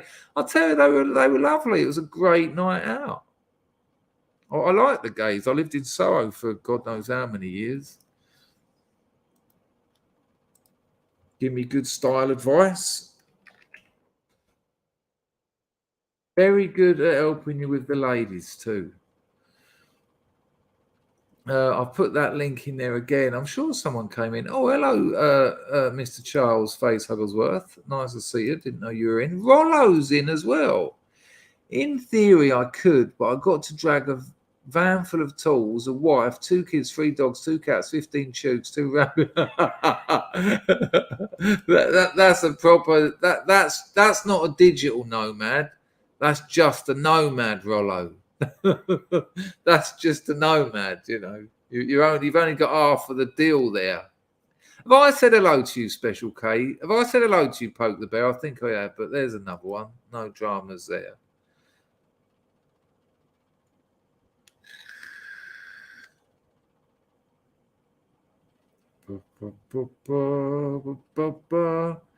I think he keeps it under wraps. I think he keeps his scrub name under wraps. I mean, it's a weird one. I get people email me, and they email me with their real names, and they're like, "Hello, Chris. You know, great stream last night. Blah blah blah," and I don't know who they are because they don't put like their scrub name. Some people do. And then I just answer it, you know, nice to see you. Have you changed your avatar since I last asked? Tito said it was Jord. Yeah, Baz, I wonder. That's actually a great joke. Poor old Jord. He sent me an email the other day saying, I don't think he'd mind me saying this, but he said he's handed in his job because the fella that he lives with who's giving him endless grief. I think works with him. It was a bit higgledy-piggledy, the email, but he said he's going to go to rehab, and you know he has. It's not for me to tell you, but he does have a substance problem at the moment. I think we know that, but bless him. You know, it's difficult. You know, it's difficult. You know, we see Jimmy. You know, I remember he turned up on the scene, and it was like, Jimmy, make a channel, man. You know, you're a great talker. You're an entertaining bloke, and he made a channel, and then it was like a demise. You know, and then he went from this sort of lovable, laughable, you know, nice bloke, loved his job, everything good, loved his house, that rooming house he was in. And then he started, do you remember when he started it in those, the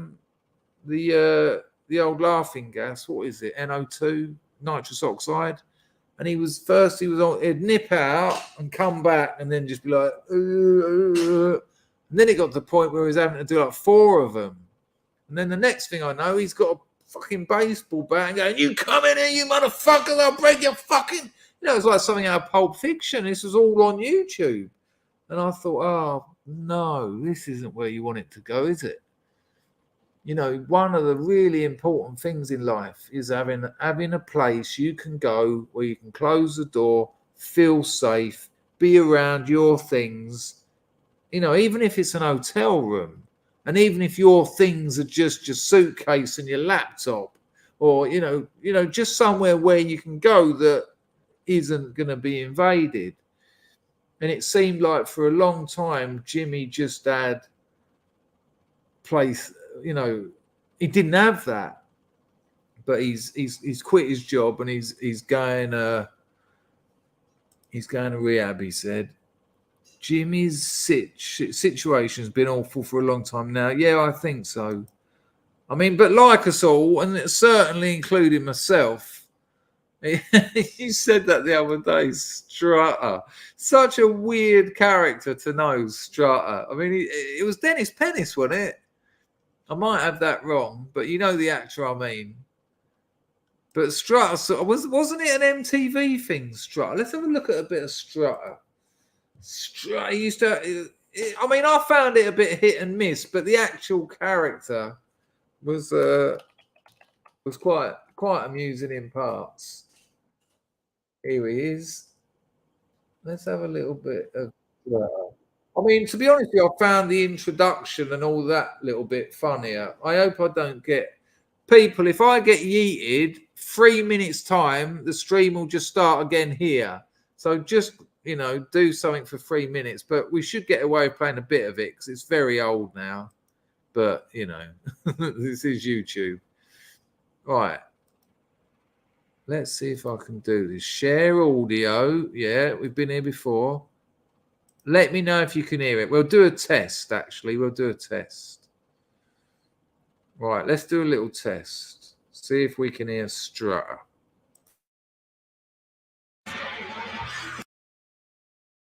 Right, could you hear that? It was like a drum roll. It went brrrah. Did you hear that? Let me know. Miss Glass, have I said hello? Hello, Vorpalanville. Good to see you. I think I've said... Well, if I haven't, I've said hello to Vorpalanville, Miss Glass now. Hello, Rob. Hello, Chris. I imagine these ones are in the chat for young James of Philadelphia. Hello, Honey Monster. Hello, Keys to the Kingdom. Right, let's zoom down. Yeah, okay, so you could hear it. So let's have a little look at... Packer's going to be looking at his missus for 3 minutes. I can understand it. Hello, hopefully, Ciega. You new in these parts. Hello, FM Birchall fan. Are you new in these? That's it, Paul Hay. Birchall, not Julie Birchall. I'm a Julie Birchall fan. Now, I know she's an annoying leftist, but she has kind of pissed on her own people quite a few times. Hello, E for Elephant. Good to see you. Right, let's check out a bit of Strutter. Let me get my face off the screen.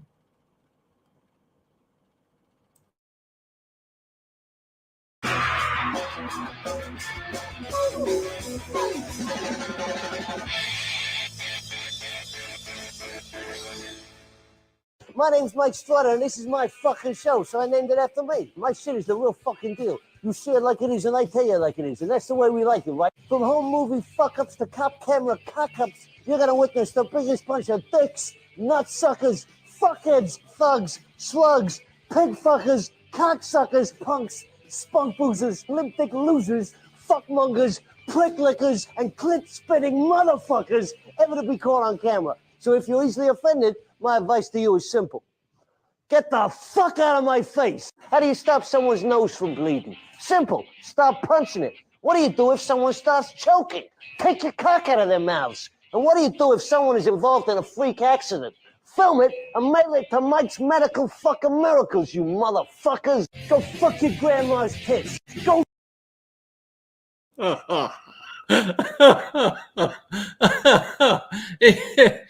It was an assault of abuse, wasn't it? Did you hear the last bit? Go fuck your grandmother's tits.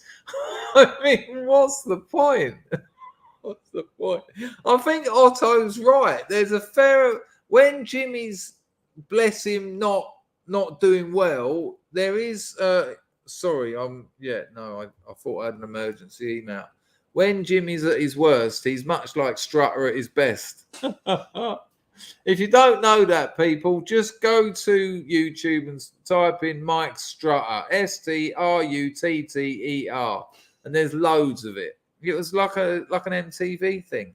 Can you believe? I mean, when was that, Otto? When was Strutter on? Late 90s? Can you imagine? I mean, what have we got on MTV now? Like Decoded. Hey, when was the last time you went up to your boy and said, Hey, motherfucker, when was the last time we held hands? That's what MTV is now. MTV now is trans people talking about their rubber penis. But in the 90s, it was Strutter. It was Beavis and Butthead. You know, bizarre. Just bizarre. I'll play you a little clip, actually, that I found earlier, and I put it on my Twitter. People, don't forget to join my new channel. There's a link in the description. It's the top one above Substack, which you should also sign up to. New short going out, and it's not a bit from a novel. It's a new short. Probably a week I'll have it finished. Well, finished, you know, full of typos and other problems. But what happens is I get it finished. I know that it's not ready, but I'm just desperate for a bit of feedback. So I put it up on Substack, and then I slowly edit it over the next few weeks. I will be releasing a Substack anthology. I won't call it that, though. That's gross, isn't it? The Substack files. No. But let me show you this that I saw earlier, if I can find it. Yeah. Remember Tommy Boyd? Do you remember Tommy Boyd? Tommy Boyd was a 1980s children's TV presenter. And this isn't spectacular. not the best opener. This isn't spectacular. But Tommy Boyd has got Arnold Schwarzenegger on his show. And there's something really innocent about it. And one of the comments said something like, if this was today, there'd be music, there'd be fake applause, there'd be like all sort of incidental noises.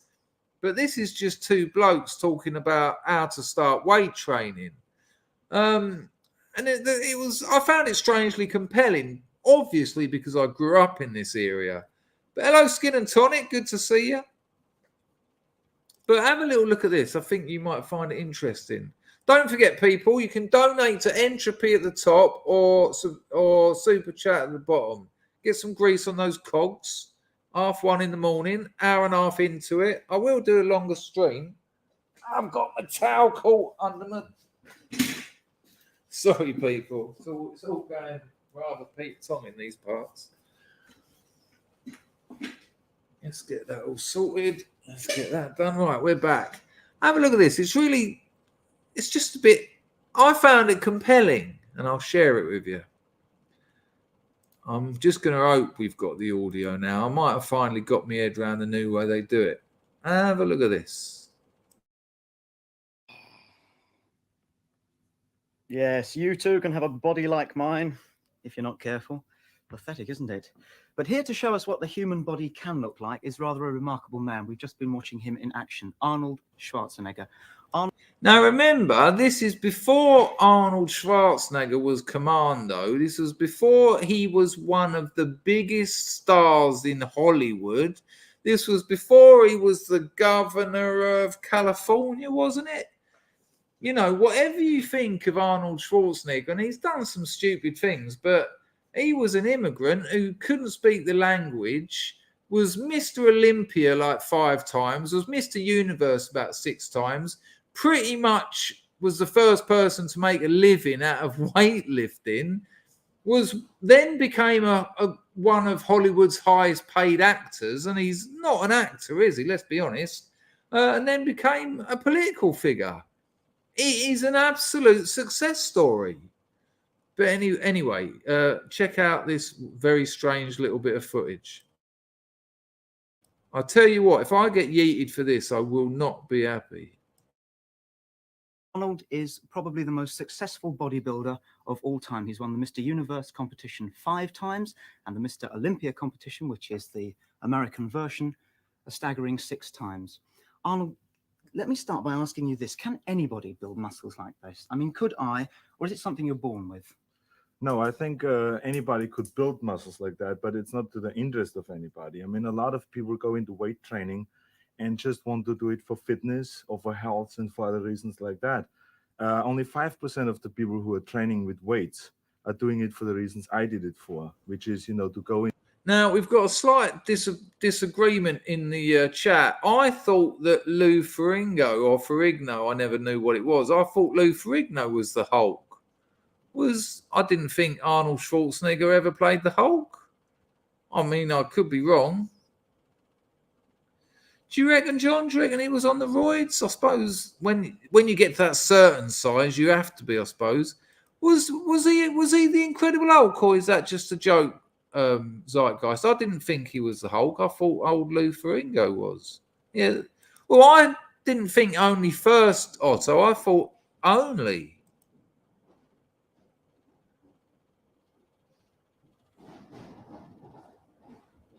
TT Terry is suggesting he was on the juice. Yeah. Well, that's what's funny about it, Ugly Truth. The body language of Tommy Boyd, you know, he's feeling very much very inferior. But listen to how encouraging Arnold Schwarzenegger is when he talks to him. It's quite incredible. Check it out. Into competition to try to win Mr. America or Mr. Universe or Mr. Olympia. And it was just a goal that I had when I was 15. Why did you start to do it? I mean, were you bullied when you were little, or have sand kicked in your face? No, we don't have that much sand now. But I tell you, I just got into it because it really felt great doing weight training. I did it for soccer, you know, and like a lot of soccer players do weight training to strengthen. Tommy Royd is excellent. I'm so gutted I missed that one. Tommy Royd. There you go. Hercules in New York. One of the best, worst films ever made. But, you know, it got him in there. Yeah. Hello, Crusher. Yeah, he was certainly Hercules. And Conan, of course. Conan, the Conan movies are great. I might watch one after the stream, actually. Scrubs, what's the best one? Conan the Barbarian or Conan the Destroyer? I don't know if there's a third one. Maybe that's one I need to watch. Anyway, a bit more of this. Strengthen the legs. And I think I fell in love with the weight training, or with the feeling of being strong and being big and all that. And I wanted to win Mr. Universe. And hang on a minute. Ludwig has brought up the Fall Guy. A couple of other people have mentioned it as well. Yeah, amazing. What was it? I can fall from a tall building. I've been blown up for a wrecker world. Down, down, down, down, down, down, down, down, down.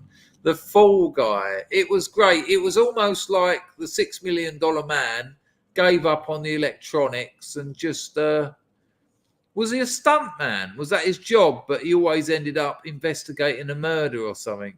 I think that was the basic plan of every 80s TV show. You get a normal job, like Shoestring. Eddie Shoestring was a radio host, but he was always investigating murders. Whereas Bergerac on Guernsey or Jersey, he was always investigating Nazi Satanist worshippers who lived in a massive sort of chamber under the island, rather than doing standard police work. I absolutely the Barbarian. That's the best one, is it? Oh, you know what, John? Listen to what he says when when old Tommy Royd here. Tommy Royd's excellent. He says something really encouraging to him in a minute. Nyanthos says he made millions from real estate before embarking on his movie career. There you go. He probably, he wisely invested the money he earned from bodybuilding, I imagine. Good move. You know, I wish I'd have invested the money I earned in my 30s. I wouldn't still be grafting like nobody's business now. Anyway, listen, I just want you to see this lovely bit. Yeah, it was a great tune, wasn't it? This lovely bit where he says, you'll hear it here. I think it's coming up. It was a dream that I had when I was 15 years old.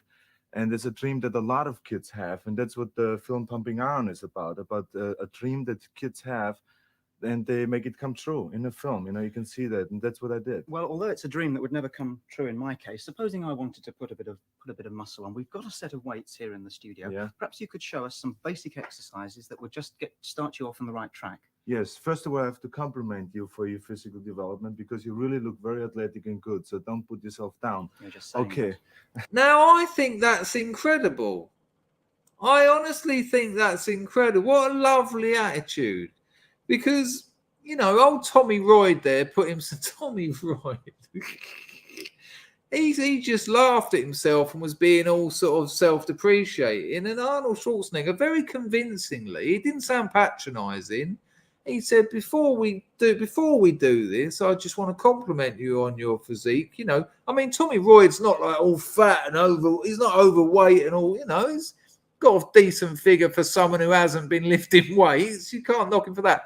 I think that's really nice. You know, I've known people who've gone to gyms with a personal trainer because they don't know what to do, and the personal trainer's sort of, you know, been shitty with them. And encouragement always works better. Encouraging people is better than, you know, all that, you know, no, you got tough love. No, be nice to them. You know, the rehabs I've been to that I've got anything out of, they've treated me like a human. The ones where you go to where it's like a short, sharp shock, you know, you little shit, you know, you just think, well, fuck you, I'm climbing out the window at midnight. I've already bought the money. I've already scrounged up the money for a bag out of the other punters. Every rehab I went to, I'd go round the first week. You ain't got £2, so I can go and get a cup of tea.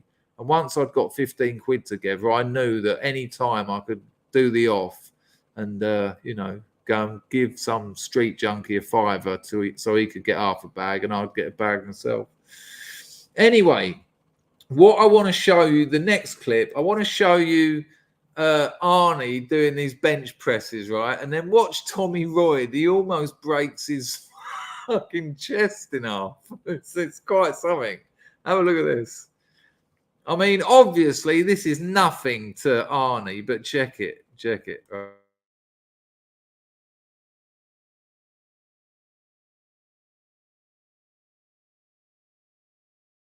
Right, so check it out. Arnie's just pumping that bar like it's a cotton bud, look.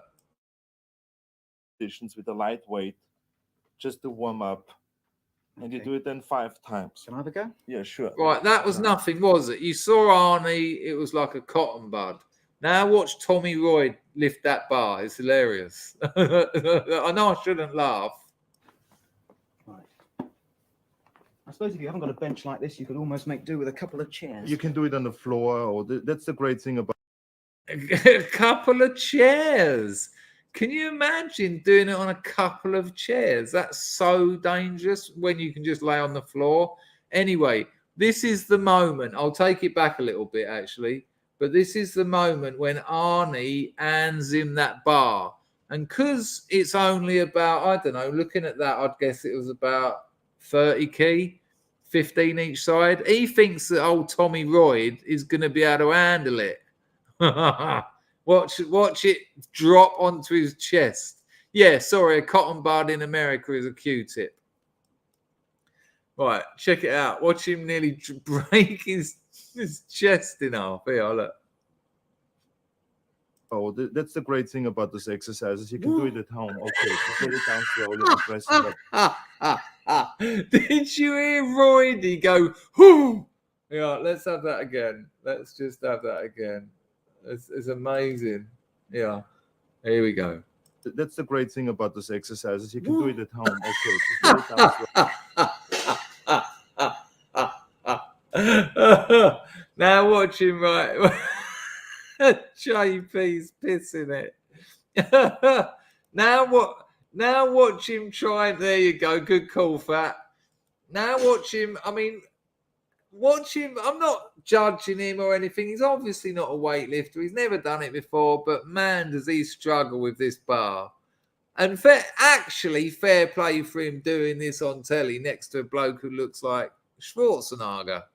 Yeah, I'll check it out, though. I mean, he says to him beforehand, we've just missed it because I talked over it, but he says do about 10, 15 reps, right? So 10 to 15 of that bar, all right? Watch what happens. Slowly and press it up to my hand. Okay. And breathe out when you press up. Yeah, that's very good. Yeah. Okay, keep doing 2 more repetitions. Two more, he said. Okay. Great. How heavy is this bar? Now, this is only 65 pounds. Only? Yeah. The next exercise you do after that. Arnie said, do about 15 reps. And when he see it nearly crush him, he went, that's it, just a couple more. Couple more. And then we get onto the dumbbells. And oh, no, we get onto the squats. Hang on. It's much the same story. I mean, this is like... Anyway, I don't need to tell you. Just watch it. It's very amusing. So Arnie's demonstrating squats. It's the same bar. Everybody's doing it. Why don't you try one? Oh, hang on. I've got to show you how easy it is for Arnie. And Arnie says to him, he says, you know, football players, tennis players, everyone's doing squats. Because these days, squats are just a standard move. You know, you work so many different muscles in your body that you always throw a few squats in. No one likes leg day, but squats are great. Watch Tommy Royd struggle doing his squats. So you can barely stand up once. It's quite funny. Now, this is an exercise that every athlete is doing. Skiers, soccer players, football players, everybody's doing it. Why don't you try one? Okay. Hold on, is that? Yeah. I suppose you really need someone to help you, don't you? No, you really don't. I mean, you get into the habit of helping yourself. But it's better training with a training partner. Okay, come slowly up. Yeah.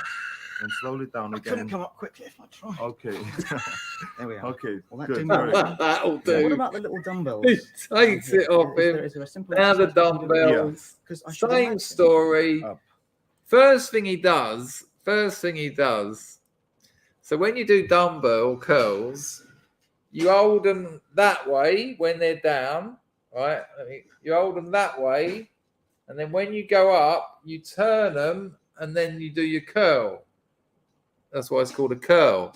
So you start with your hand that way, and by the time you finish it, it's that way. So it ends like that, but starts like that down by your leg.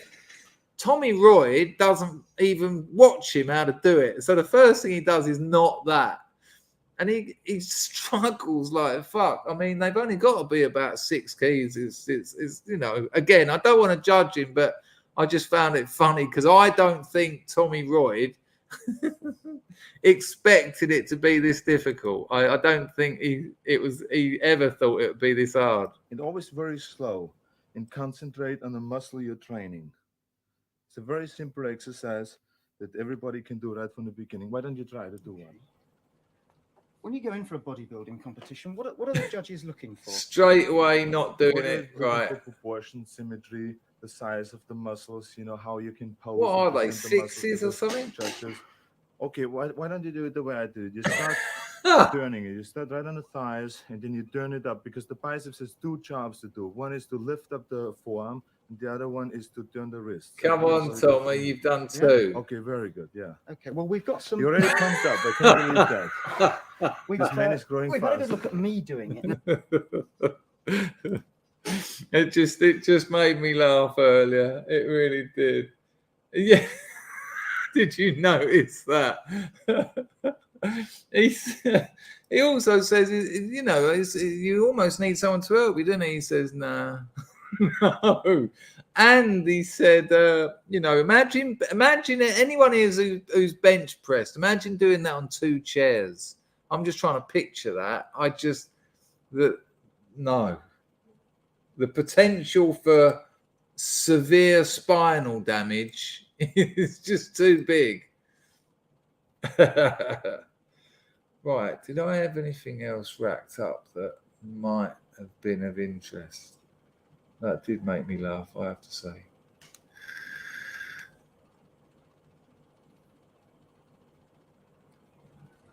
Not really. All right, listen, I'm going to put the invite into the chat, and if no one comes on, I reckon I'll probably wrap this up. It's nearly been 2 hours. It's 2 o'clock in the morning. Terrible grift, isn't it? Yeah, I'll just put those down now. Yeah. Without a doubt. Amazing.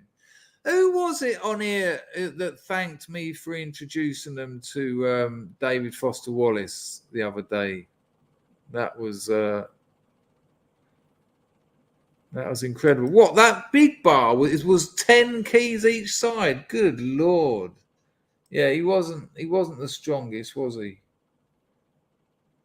It was quite a thing. Well, I'll tell you what I did see. I saw one of those, you know, those crappy B-list, you know, where there's loads of celebrities. You sort of recognize them, but you wouldn't be able to name them. And it's like 20 of television's most crazy interviews. Actually, I'm going to show it to you because there's one bit that really annoyed me. Let's see if I can find it quickly. Because obviously, you know, all of these clips are from the 80s, right? So all of them, marzipan.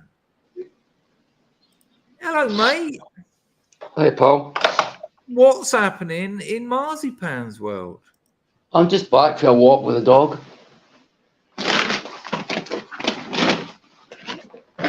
Vape. You've just come back, or Yeah. Is that a Harrington jacket or is that your blue fleece? Just a sweatshirt. There you go. You're looking well, Ian. Face Thank is you. looking well rounded and proportioned. Last time I see you looked a little bit drained. Not ever so, but you certainly look a lot healthier today. Are they new bins? Yeah. That might be what's pulled it off. Look at him, ladies. Look at him with the beard. He's had it all marzipans on. Watch out, Scotland. Let's have a look at the Nashers. What's going on here? You've revolutionized yourself. You're like a lady killer. Just a bit healthier, mate. Give me my sock, Kush, please. Drop it. Drop my sock. We used to let our dog play with our socks when he was a pup. It was the worst thing we ever did because we never managed to untrain him. If he found a sock, he thought it was a toy. And it weren't fair as an adult. No, of course. Because and you try to put your socks on, you try to pull them off your feet and stuff. So there you go. And I don't like to say it, but the smellier they were, and in those days they did get rather smelly, Ed find them quicker. Yep. You know, so it's my slippers that he's destroying at the moment. Was it you that put a photo up of him? Someone put a photo of their dog had just absolutely trashed their sofa. No, that's not me. No, someone did it. That he'd had they'd gone out for the afternoon. They come back and all the stuffing had just been hoofed out. Like the dog had got in the sofa and just. Oh. John my says she broke my sofa in my old house. What happened? She broke it. Snapped it in half. What, by the sheer size of the dog or jumping on it? Just the sheer size of her. She was huge. And she just laid on it once and it went.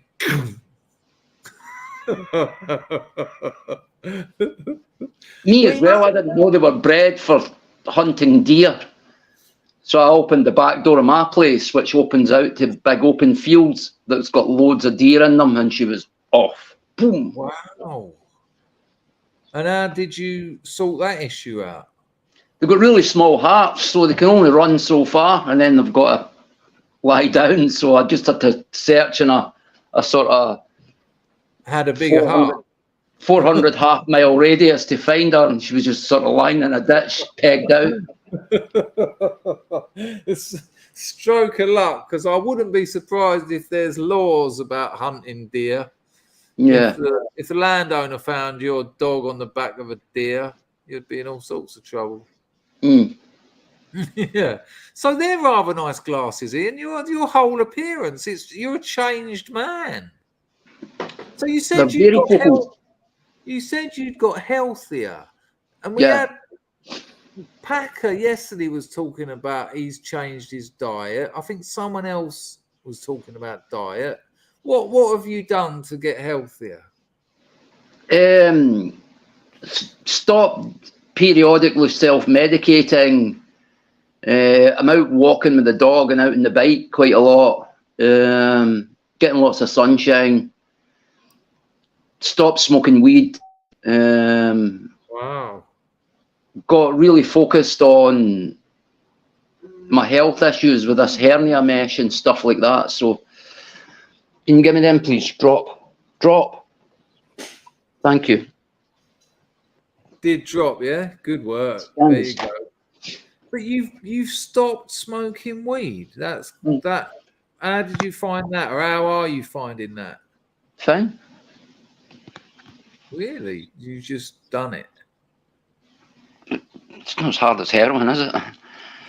No, no. But in a weird way, because it's not as hard as heroin, it's like smoking. You know, I'm still vaping. Do you know what I mean?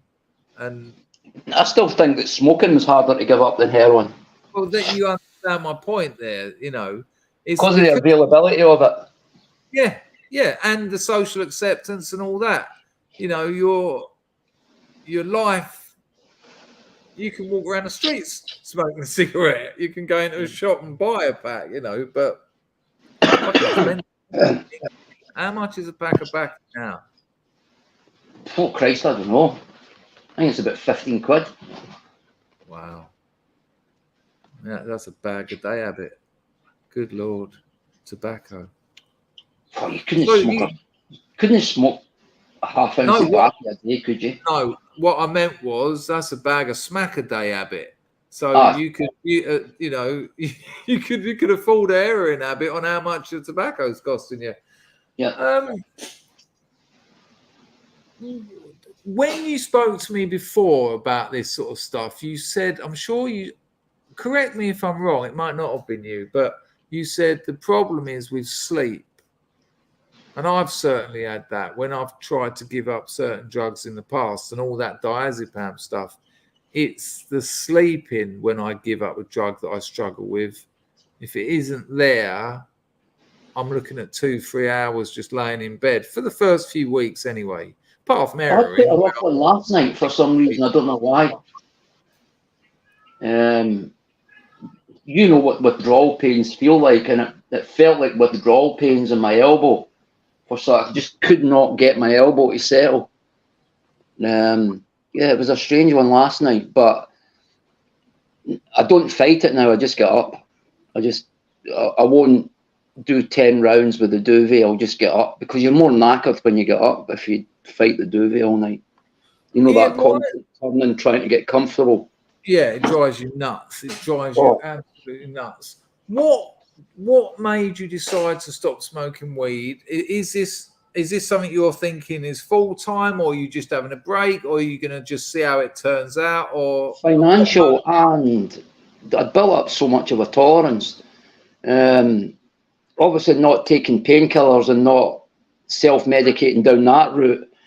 I decided that I would try some Rick Simpson oil, and I was up to 2 teaspoons of Rick Simpson oil in the morning, every morning, and it was doing nothing for me. So,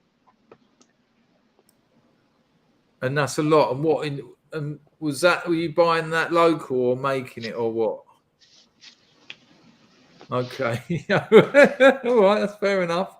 But it's quite illegal here, Chris. You know, it would be illegal to make it. I do forget these things. But yeah, like I've got mates who are unemployed, but they're still smoking an eighth of weed a day, and it's decent quality, not the best, but you know. And I'm like, where are you getting that money? That's for the day. Yeah, yeah. And if you're not smoking pure green, then you need your cigarettes on top of that as well. Yeah, and they're not smoking it pure, and they've always got a bifter in their mouth. And they're young blokes, you know, they're sort of 25 and that. And what I'm noticing is almost like junkies, they're selling things to pay for weed. You know, how are you affording it? Oh, I got rid of that old synthesizer I had. Oh, what? That one you loved? That old analog synth that you were looking for 15 years? Yeah, but I got 400 quid for it. Yeah, that will never be replaced. Yeah, so a couple of months worth of weed. And then I got rid of that old acoustic I had, and it's like people are selling things to pay for weed. That was unheard of in my day. Well, you didn't need to because it was like £30 an ounce of soap bar. But yeah, what a terrible state of affairs. Yeah, mate.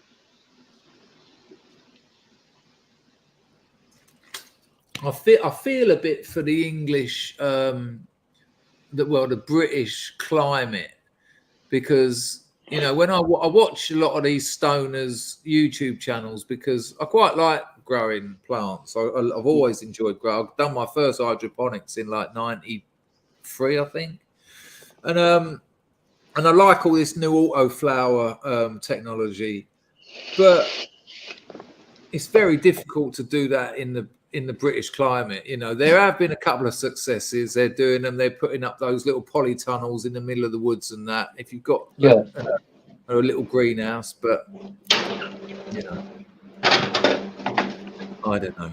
It seems like a lot of hassle these days. Sophie says, I hate weed. It fucks my life up every so often. Yeah, I loved it as a younger man.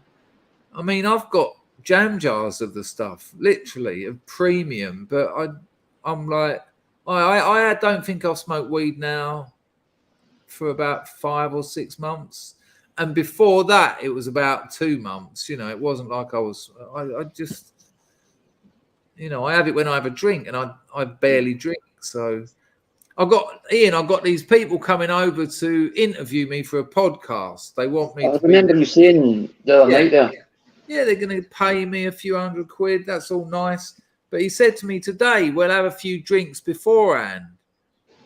But I don't drink. And it's weird because I sort of don't want to either. I don't want to. And if I get a drink in me, and then out here you can have a jazz cigarette, and they're not going to get a good show out of me if I'm drinking. I won't be on form. I'll just be going, what am I talking about? Blah. You know, it's a long way to travel and a lot of money to pay to watch a bloke essentially half asleep. That's what they're going to get if they do that. So maybe they'll do 2 takes. But the weed, everything in moderation now. If I do have a joint every now and again, I'm still stoned the next day. Yeah, it's really strong these days. And Prohibition caused that. Prohibition caused it to be 24% THC. I mean, Christ. Imagine you've done that with a heroin. I'd just get shit here. Yeah. William Burroughs said that it's the perfect commodity, heroin. He said it's the only commodity that you can make it worse quality. The customer will then buy more, and you can put the price up. Yeah. Yeah, it's difficult. But they have, you know, the golden triangle gear, the white gear is like that. You know, it's like 92% pure. It's just all that brown stuff. When they realized you could smoke it, that's when it all exploded in Europe, because people didn't want to put needles in their arms. But when you can just, you know, it's much like smoking, sort of. But that stuff's jank. I just remember all the stuff in the spoon afterwards. I'm thinking, what is this stuff I'm putting straight into my veins? But there you go.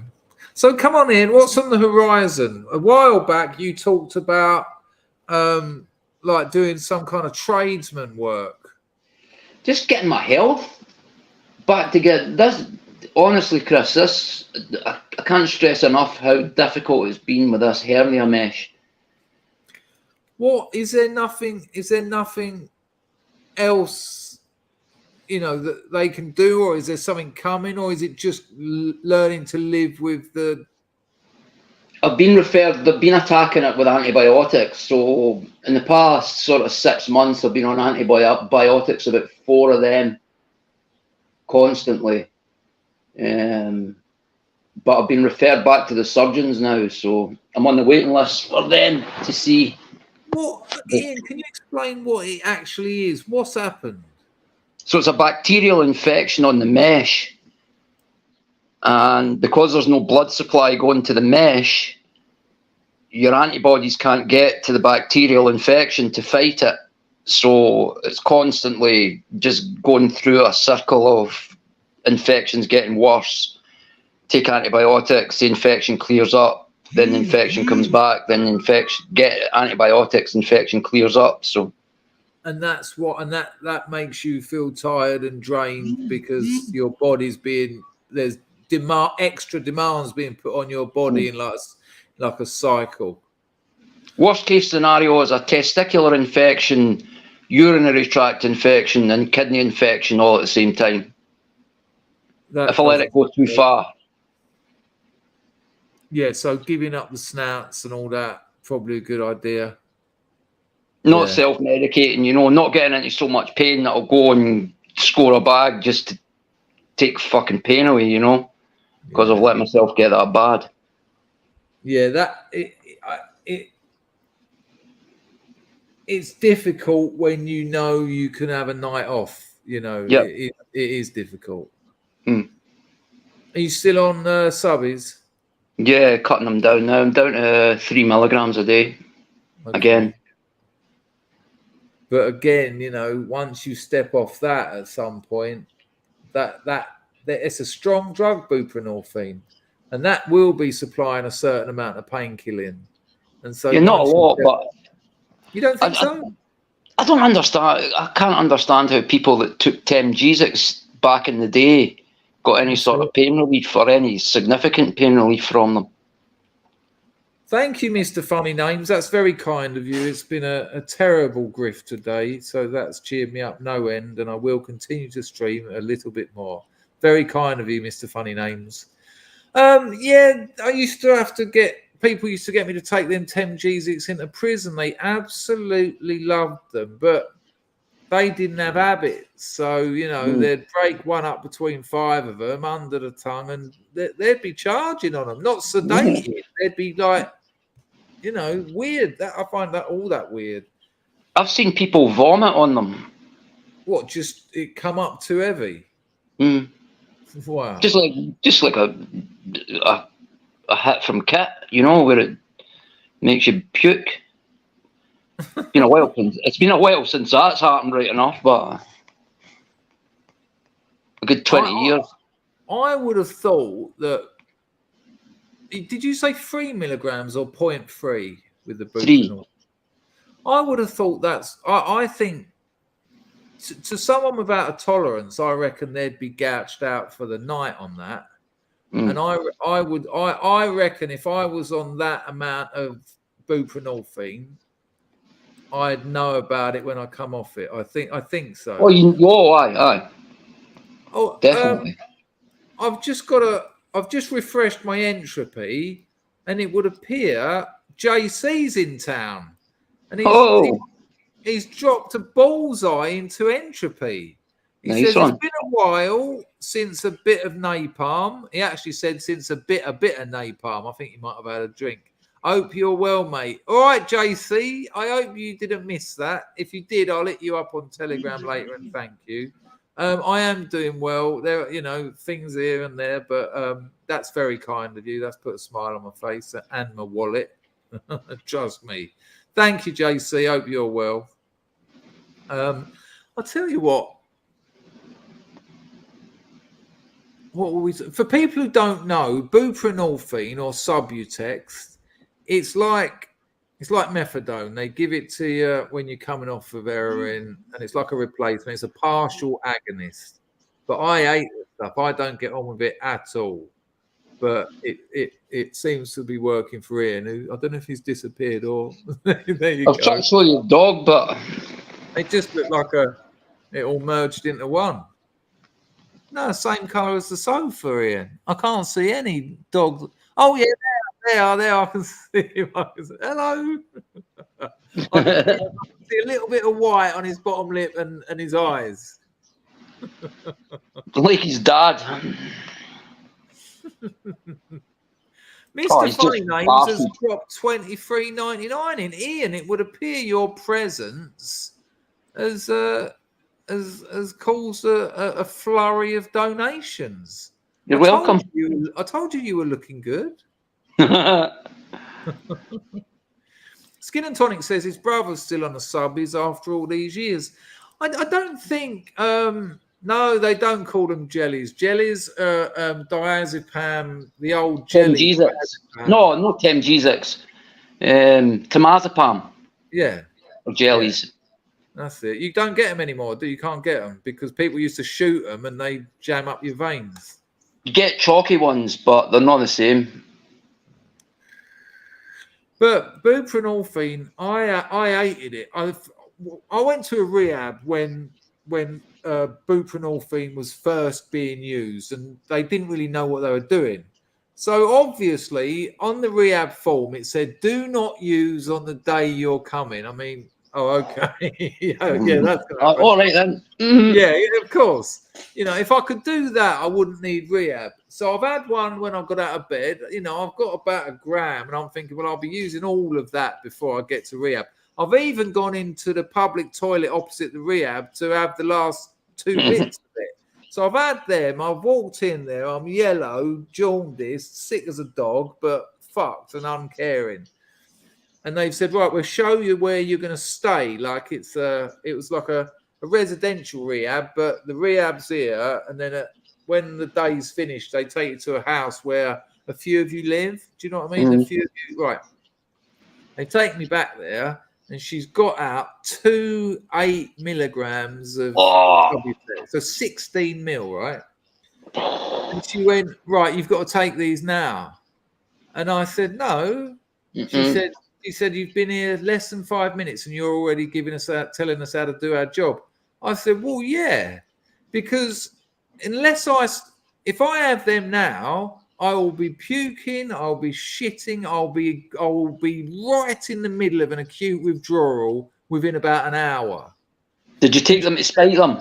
Yeah, I did exactly that. I've done exactly that. Because that's amazing. I said to her, I need to wait till I'm starting to get sick. Then when I have them, they'll get me out of trouble and we can start getting on with my rehabilitation. She went, it says in the bit of paper, 2 to 3 hours after your last hit. I said, you want me to take them? I'll take them. But you'll be cleaning up the mess. And she went, I thought, well, fuck it. And well, you know the rest of that story.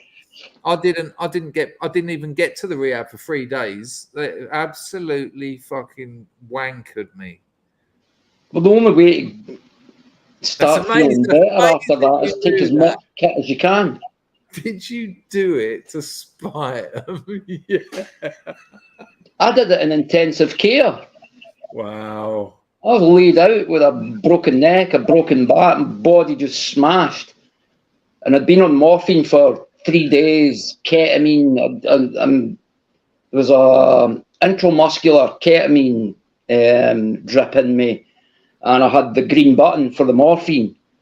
So I was out my box. I was just paralysed from the neck down, just smashed out my tits.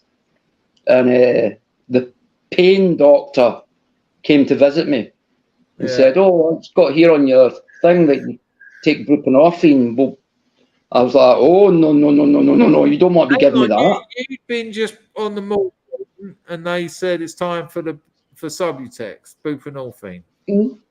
I'm like, oh, no, you don't want to do that. Explain to her, precipitated withdrawal, you give me that. I'm going to, that problem that we had with the constipation yesterday, we ain't going to have that, so it's not going to be a problem. And I was like, fucking give me it. Didn't even put it under the tongue, just crunched it.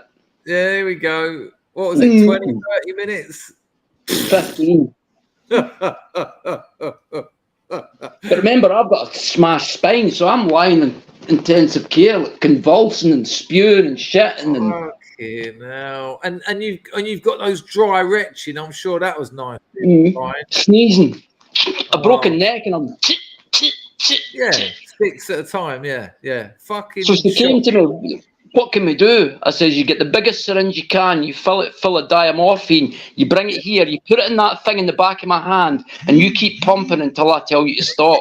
And she went away and came back with the biggest syringe of morphine you've ever seen in your life. Amazing. Diamorphine would have been nicer, but that's a push. But you're right, because buprenorphine is a partial agonist, so it stops it working. So they've got to just keep going. The fucking idiot. I just went until I could fucking taste it all around my mouth, everywhere. I could taste it in my lips and everything. I was like, yeah, you can stop now. I mean, the thing is, they could kill you. You know, it's so dangerous. They paralyzed me with the sneezing and convulsing. Yeah, You know? just take you in. And you don't want to argue with them because they get all shitty with you. Good Lord. Well, thank the Lord that you're not in that place now. You're looking really well. Lovely to talk to you, Ian. I'm going to let you go. I'm going to see if I can get a couple more people in. Sorry to hear about your mum, mate. Yeah, it's been more challenging than I expected, but I won't say anything because I don't know what to say. So that's all right. Thank you very much. It's appreciated. Look after yourself, Ian. You too, bro. Ta-ra, man. Ian, you know what I like about it?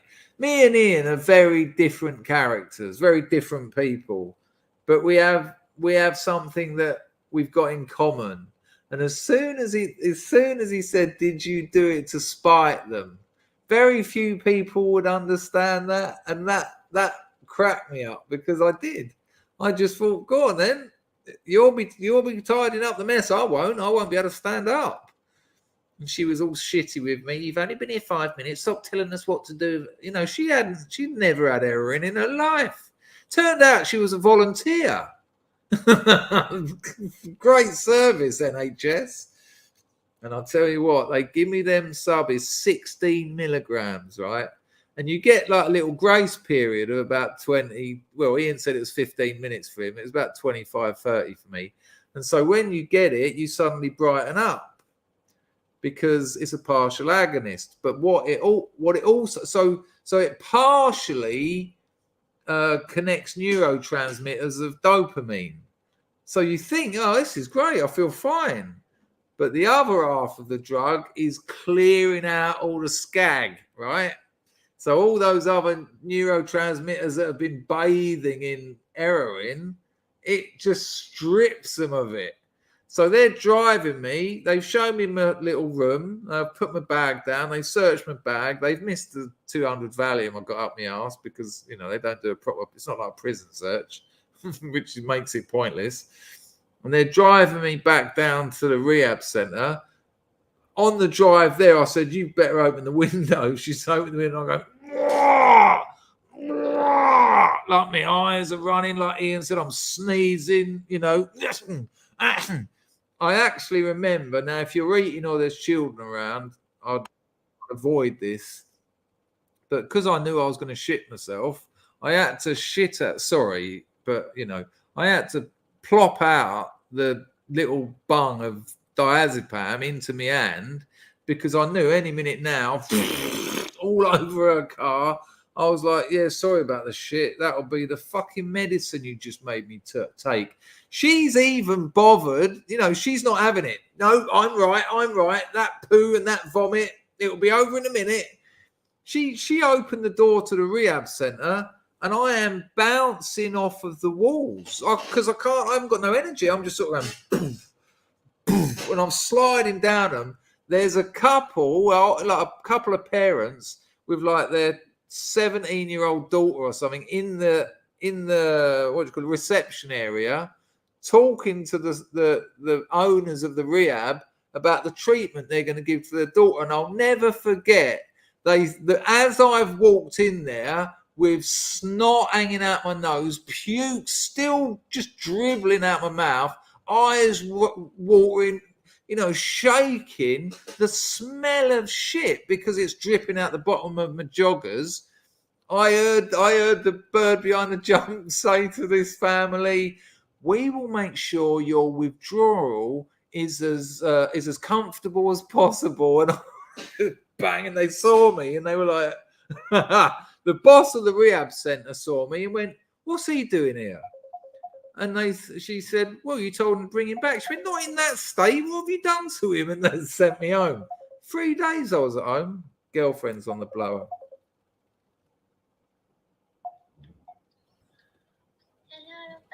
Darling, I'm still doing YouTube. Look, I'm still going.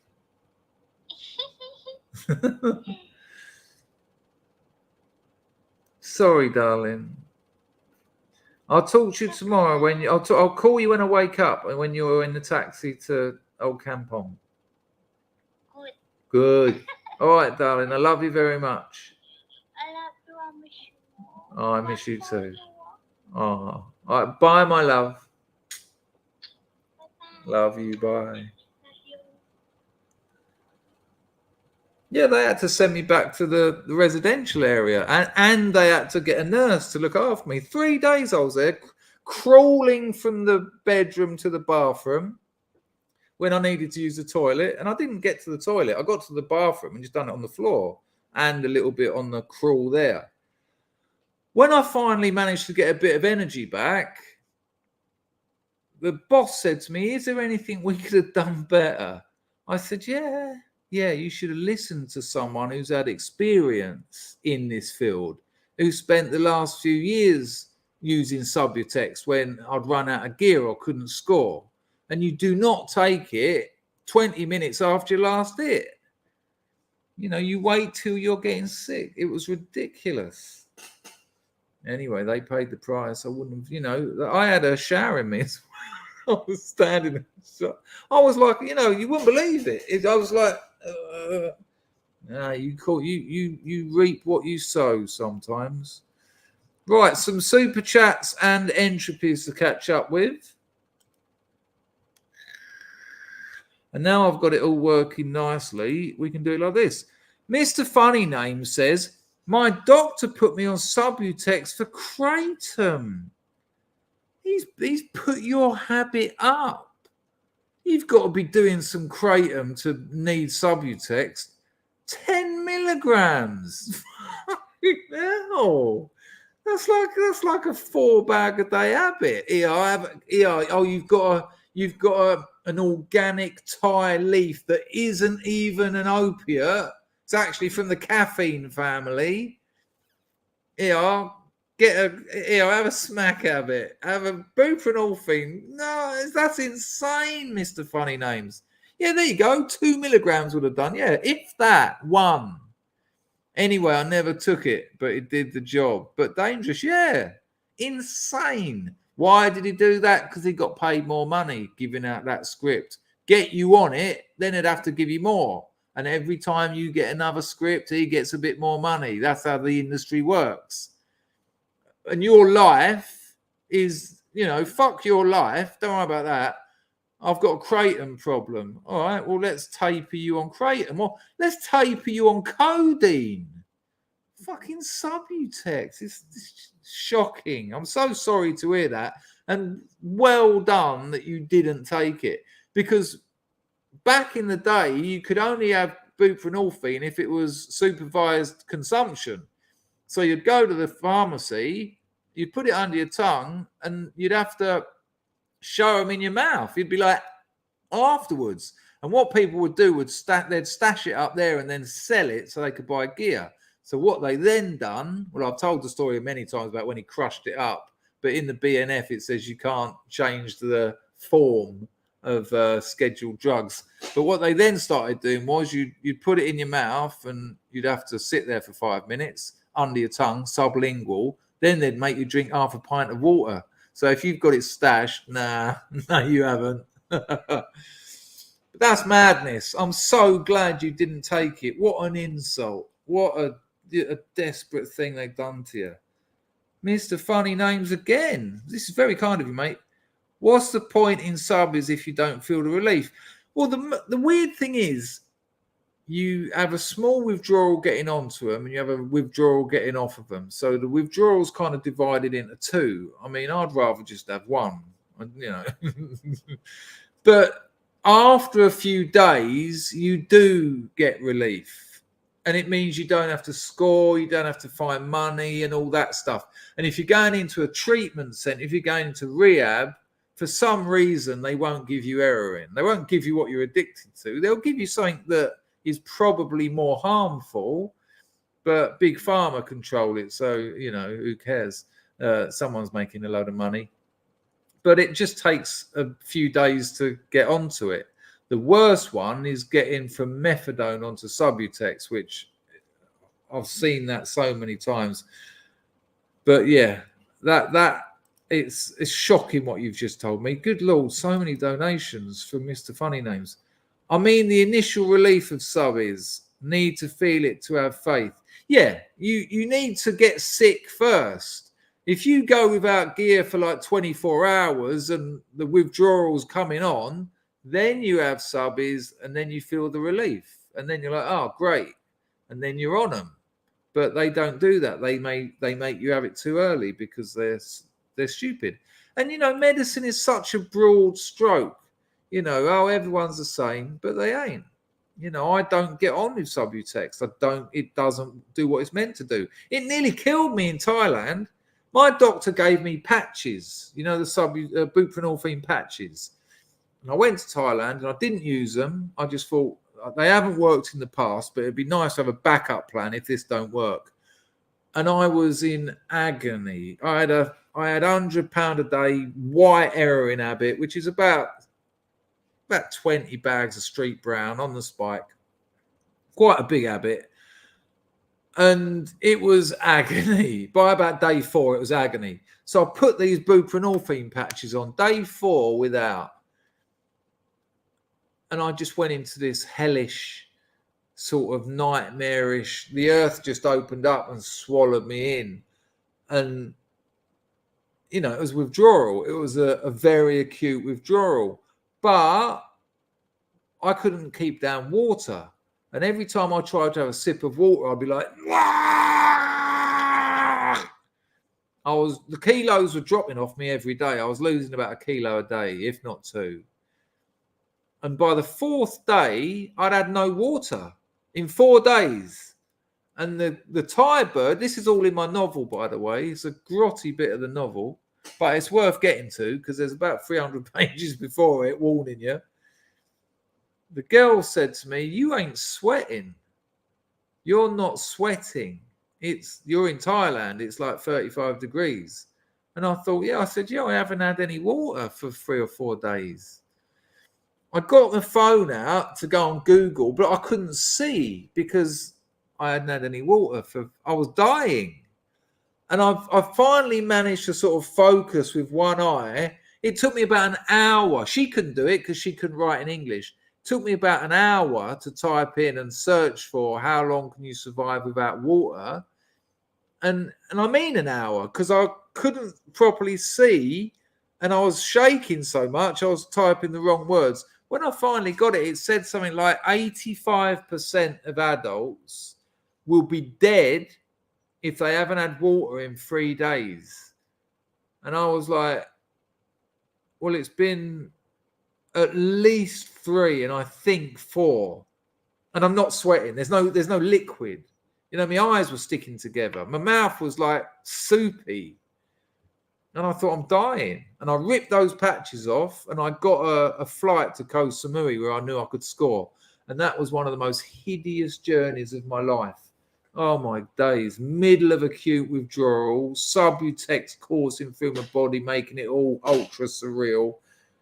And I didn't even know, I hadn't scored off that bird in Samui for like 2 years. I didn't even know she'd still be there. Got up there she was. Took another 3 hours for her to get it. Get into Phuket airport, flying up there, taxis and all that. The whole score took about 8 hours. And I'll tell you what, when I bashed that in, oh my days. But a week later, I had to go through it all again, but without the subutex. Fuck that. That stuff's evil. Mr. Funny Names again. Subbies are a blocker too, though. So I guess so it helps. I guess so it helps that too. Yeah, but it's only a blocker at about 16 milligram. Anything under that, it doesn't really block. You know, if you're on 8 milligrams, you can still use. You know, it's just a lie. It's just, you know, they've made an absolute fortune. Are subbies toxic? You can certainly overdose on them. I know, you know, junkies sell them. Like I said, they keep them up here. They pretend to have taken them. Then they sell them to kids, like teenagers. And they put them in there under their tongue, like 3 milligrams.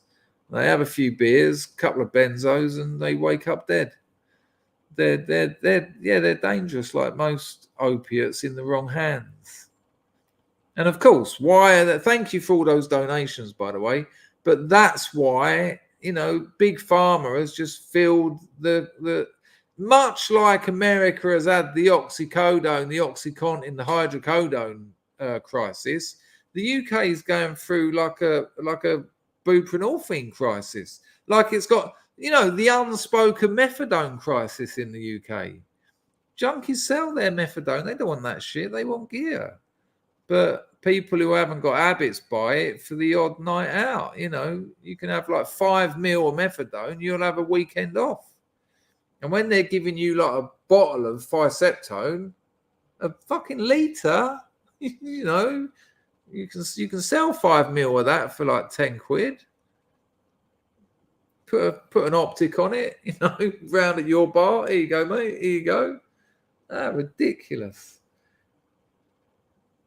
And Mr. Funny Names drops another one. Thanks for your opinion, bro.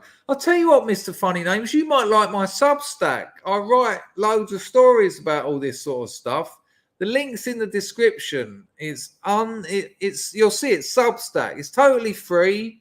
There's about 25 stories about most of them are about my using days.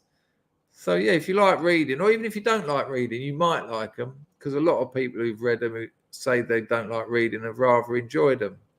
So yeah, maybe have a look at my Substacks. Thank you very much for all those super chats. Very generous. And thank you, JC. And thanks everyone else who's donated as well. I want to show you this clip of them slagging off the 80s because it's all suddenly it's all racist and sexist. And it's just not.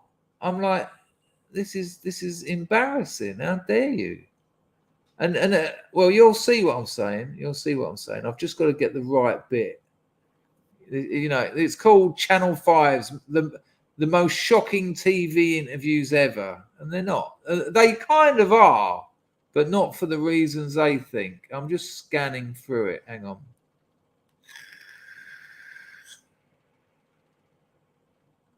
There's a bit on it when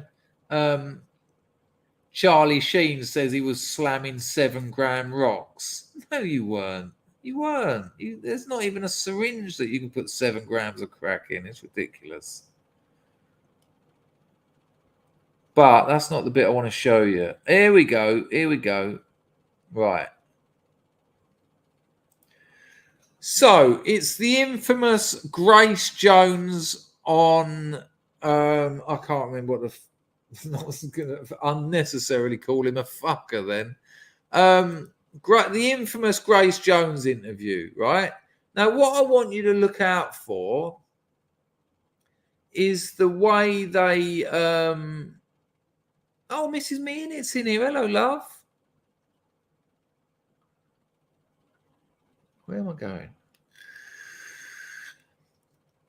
The way they defend Grace Jones's behaviour, and it's just awful behaviour. You wouldn't defend her if that's it. Russell Harty, good call. No, that's it, Pags.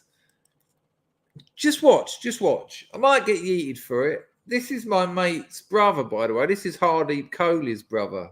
I didn't know he was on it, but obviously when I first watched it. Let's hope I've got this sorted. But check out the way they defend Grace Jones, and I wonder why they defend her. It's shocking behaviour. I'll play a little bit. Let me know you can hear it, and then we'll run it. The 30 most shocking. There you go. Did you hear someone go, the 30 most shocking? Hello, Dennis. Cheers, Steve. Right, so check out the way they handle this. It's awful.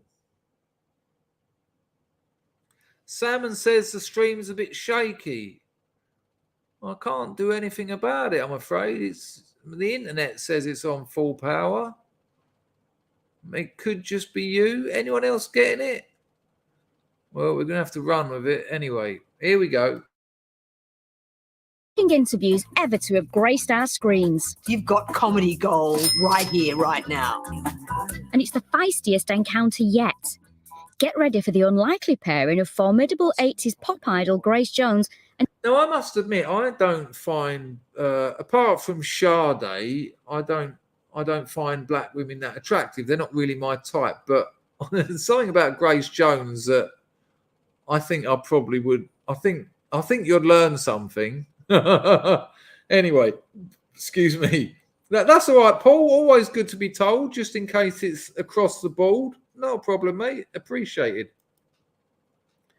Yeah, I think you'd certainly learn a few things, but just watch this. It's shocking. And genteel chat show host Russell Harter. Grace Jones, you know, global icon. There you go. There you go. Who just said that? Yeah, it's a duck. Yeah, Pam Greer's. Yeah, another one. You know. As I've always said, you know, we say we don't have types and that, but we say there's people who aren't our types. But you know, there's a few. Sade's a beautiful woman. I don't think you could. You know, whatever. But that's not what I'm meant to be talking about. Let's check out the interview. I remember when she came out with that song, I'm Not Perfect, but I'm Perfect for You. That sounds like something a woman says to you when she has you tied up and you just go, yeah, baby, whatever you say. Think you can let these chains loose? No, you're right. You're right. She's terrifying, isn't she? She's absolutely terrifying. She's almost like... She is to you, you absolute beater. If Vincent Price had been a black woman. By the way, Reginald D. Hunter's the only one in this whole show that continually brings race into it. What a surprise. Russell Hardy, you know, little pipsqueak with a condescension chromosome. I mean, I thought that your costume would probably be more lavish than that which you appear to be wearing. I'm overestimated. By the world at large or by your public? No, what she's doing is marketing herself. Yeah, I agree, David. I like her music as well. She's marketing herself. She doesn't want to go on there. She's a celebrity. She's a singer. She doesn't want to just go on there and say, hello, Russell. Yeah, I've had a great day. Got a new album coming out. So she's marketing herself. She's being a bit weird. She's, you know, it's quite a good line, actually. I'm overestimated. But I'll tell you what, here's the weird thing. What she does is just a bit stupid. She gets a bit violent. But what really annoys me is the response of the white liberals who, well, you'll see. I mean, you know what's coming anyway, because we live with this nonsense on a daily basis now. By everybody, I think, yes. He was so sexist and so racist towards her. I mean, I know they're cutting bits out, but when? You just say that these days, don't you? It's just something you say. She was so sexist and racist. He was so sexist and racist. Yeah, sure, because he didn't say anything sexist or racist. But, you know, that'll get cut in, so say it. You might as well. Someone's going to. I mean, first of all, he referred to it at one stage as just she. But no doubt she'll relax as we get along. Oh, my God. How dare you call a female she? I mean, it's so sexist and racist. And fall out of the chair.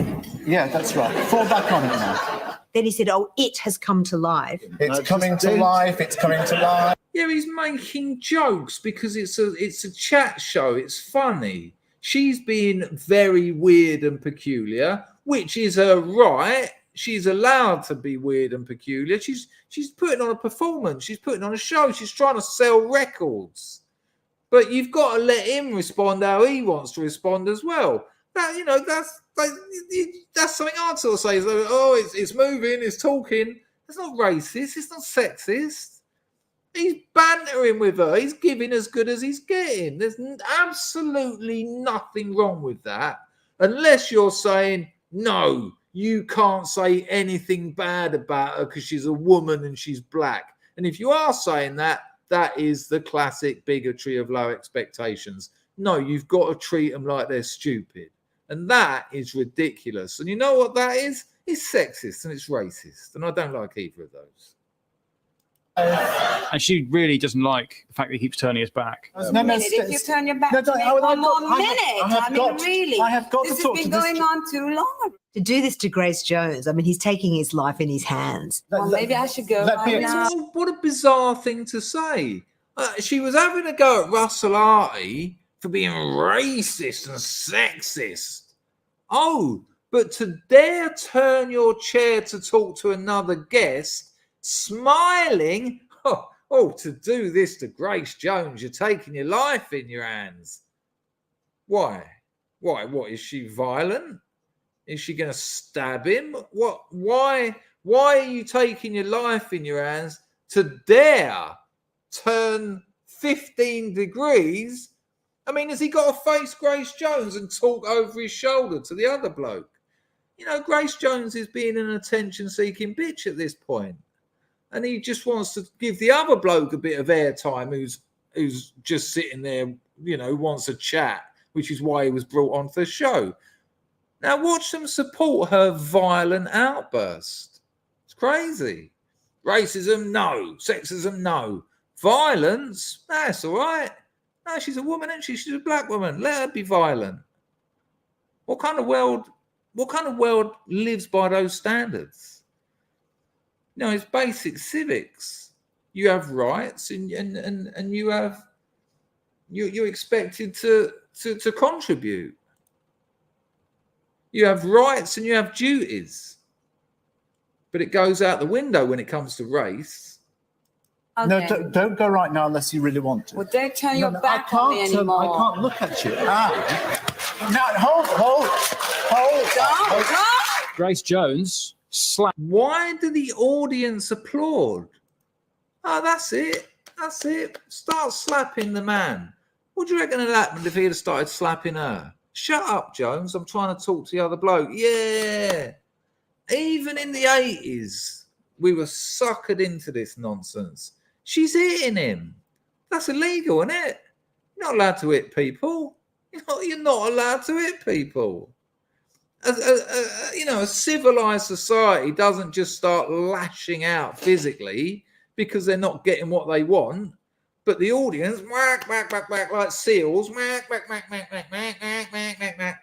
And these fucking Z-list celebrities on this show, they're fully supportive of it all. Apps, Russell Harty. Just whacked him. And it takes him by surprise a bit. They're all laughing.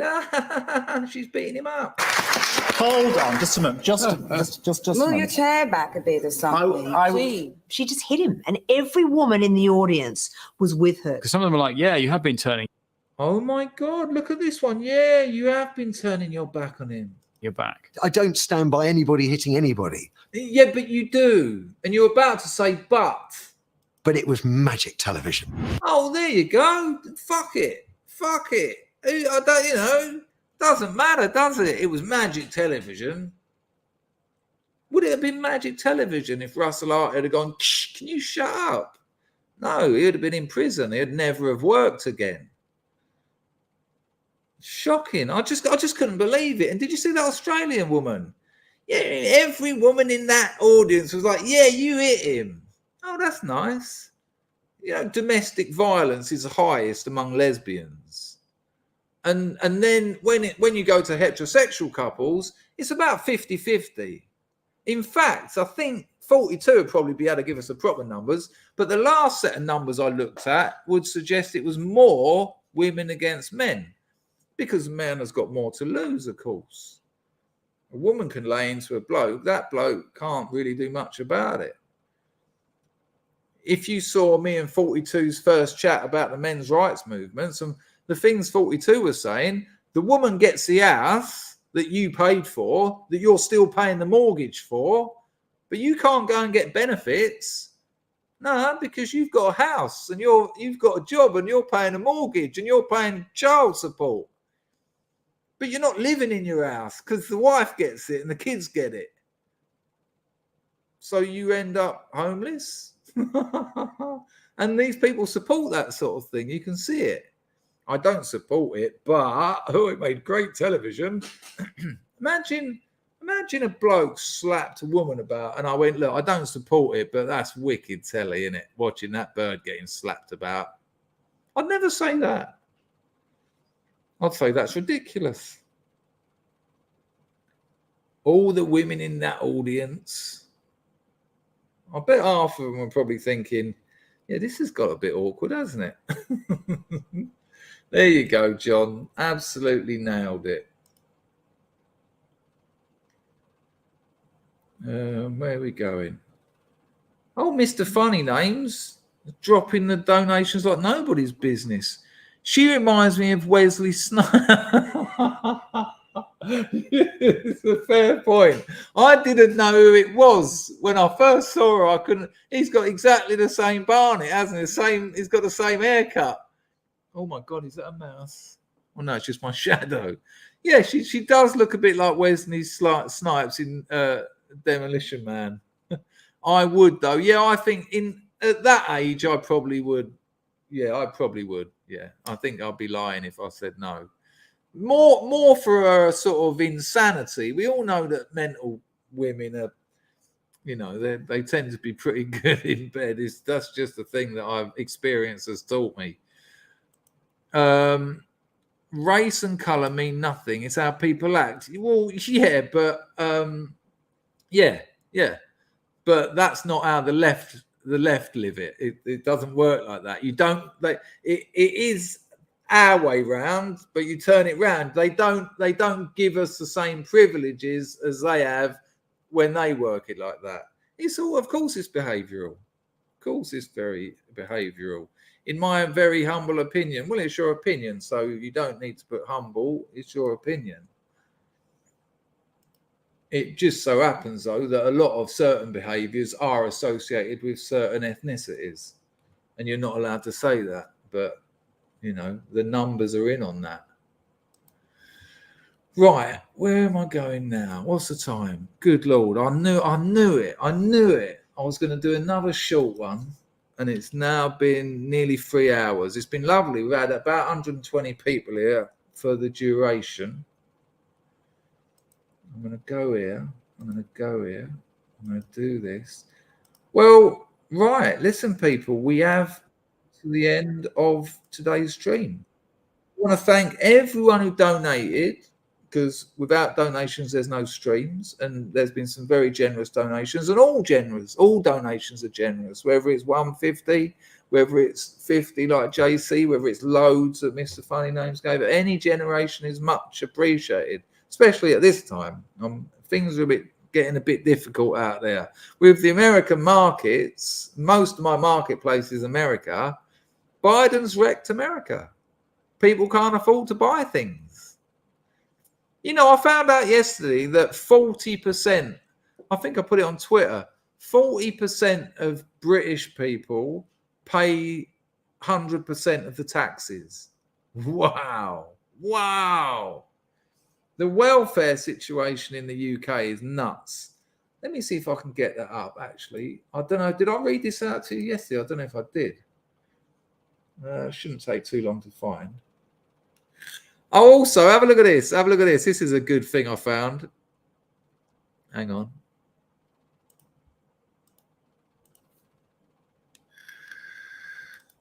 So I went to do some hate reading of The Guardian.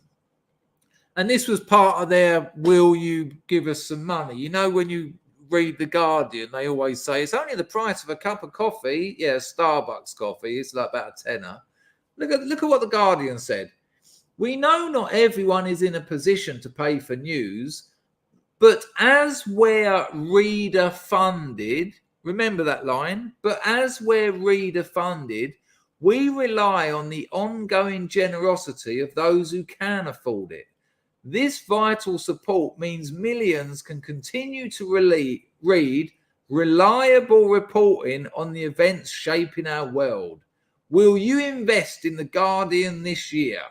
The next line. Unlike many others, we have no billionaire owner, meaning we can, and then it went on to say something about be unbiased, impartial. Yeah, The Guardian. But what's this? The Guardian Media Group PLC, the GMG, is a British-based mass media company owning various media operations, including The Guardian and The Observer. Now, The Observer is The Guardian on Sunday, by the way. The group is wholly owned by the Scots Trust Limited, which exists to secure the financial and editorial independence of The Guardian. The group's 2022 annual report indicated that the Scott Trust Endowment Fund was valued at 1.28 billion. So when The Guardian say, unlike others, we're not owned by billionaires, what they meant to say was we're owned and funded by billionaires like the others. It's just an absolute lie. Just a lie. And it didn't take me long to find that. I knew they were owned by the Scott Trust because they didn't make any money for about 10 years.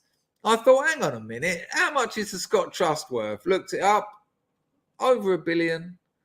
So it's just a lie. They're lying to their own readers to get money out of them. Amazing. Absolutely amazing. But that isn't what I wanted to show you. Where is it? Where is it? Ah, bollocks. I've done a meme drop yesterday, so it's got lost in all of that. Oh, hang on, this might be it. No, I can't find it. But it was something really mad about how many people on England are claiming benefits, and it's just shocking the amount of money that goes into welfare. Just terrifying. Good night, Mr. Funny Names. Michael C, thank you, Mr. Funny Names, for all your donations. That's another 23 euros. You've been very, very generous. I really appreciate it. And it's nice. I take it you're new here, or maybe you've just changed your name. But it's thank you very much for your opinions and your donations. Michael C says, a breath of fresh air, finding compelling you and your content. Cheers, dude. Big up. Nice one, Michael. Hoit, hoit, hoit. Did you find me through the Dragon's Den videos, or where did you find me? That would be interesting. I'd like to know that. And thank you for the donation. If I've missed anyone's donations, Packer's just dropped in a £2. Cheers, Chris. See you later, Scrubs. And £2. Nice one. I'll just refresh entropy, make sure I haven't missed any over there. It tends to need refreshing these days. I think we're all right. Well, that was a lovely stream. It was lovely to have a few chats on. I think I've caught up with all the streams. Got JC's. I hope Emma G has had a lovely first shift. Thank you, Packer, for that one.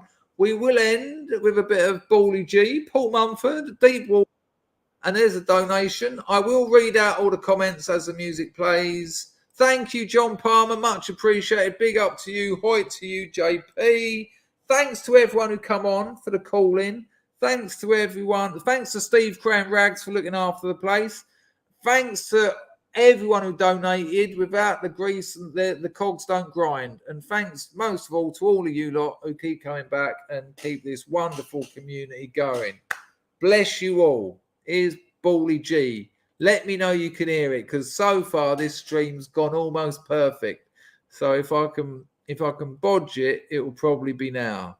But I'm going to run with it, hoping you can hear it. Ta-da!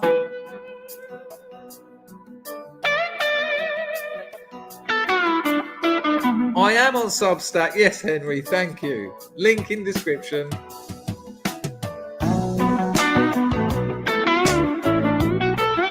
Good call, Steve. Okay, everyone knows I'm gonna be the first man down. All my friends are sick of having me around. Nobody wants to give a buddy one last break. Can't go on, I'm taking all a man can take. I Life is a curse, it only gets worse, and the world will watch you drown. Maybe my mind will fail to ever find the point. I'm going deep, deep down underwater. Gonna make my grave underneath the wave. I'm going deep, deep down underwater. Gonna lay my head on the riverbed. Looking back out, hello, unknown sources. I stay. A woman says I'm lying in the bed I've made. She says warriors don't give up before the war begins. So I get high to justify the mess I'm in. People get mad and people get sad, but at least they have a cause. Hello, son, and hello to me. This is Nick as well. No, I've got that now, Cat. No problem. Not a problem. Gonna make my grave underneath the wave. I'm going deep, deep down underwater. Gonna lay my head. Nice one, Michael. Much appreciated. Nice to know.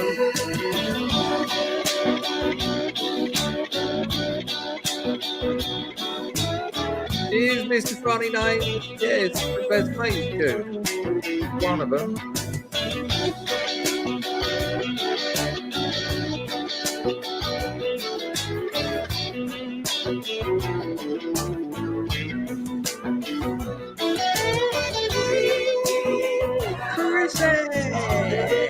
Nice one, darling. Hope you're well. Hope those trees are hanging out all right.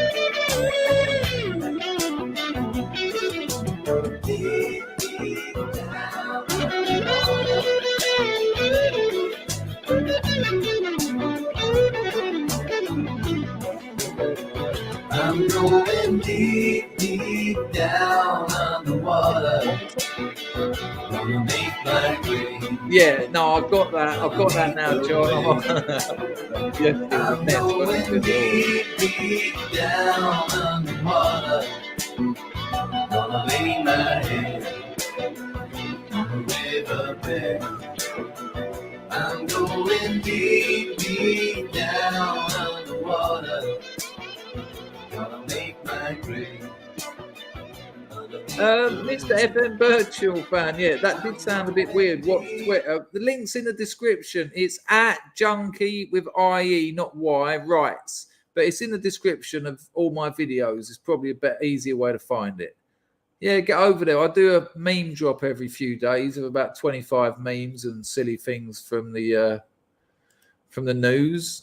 And yeah. Well, that actually worked. I think I'm back. I think I'm back in the streaming saddle. Yeah. Exciting stuff. Bless you all, people, and get through your struggles. Enjoy your good times. Deal with the bad times and enjoy your lives. Take care. Hoita!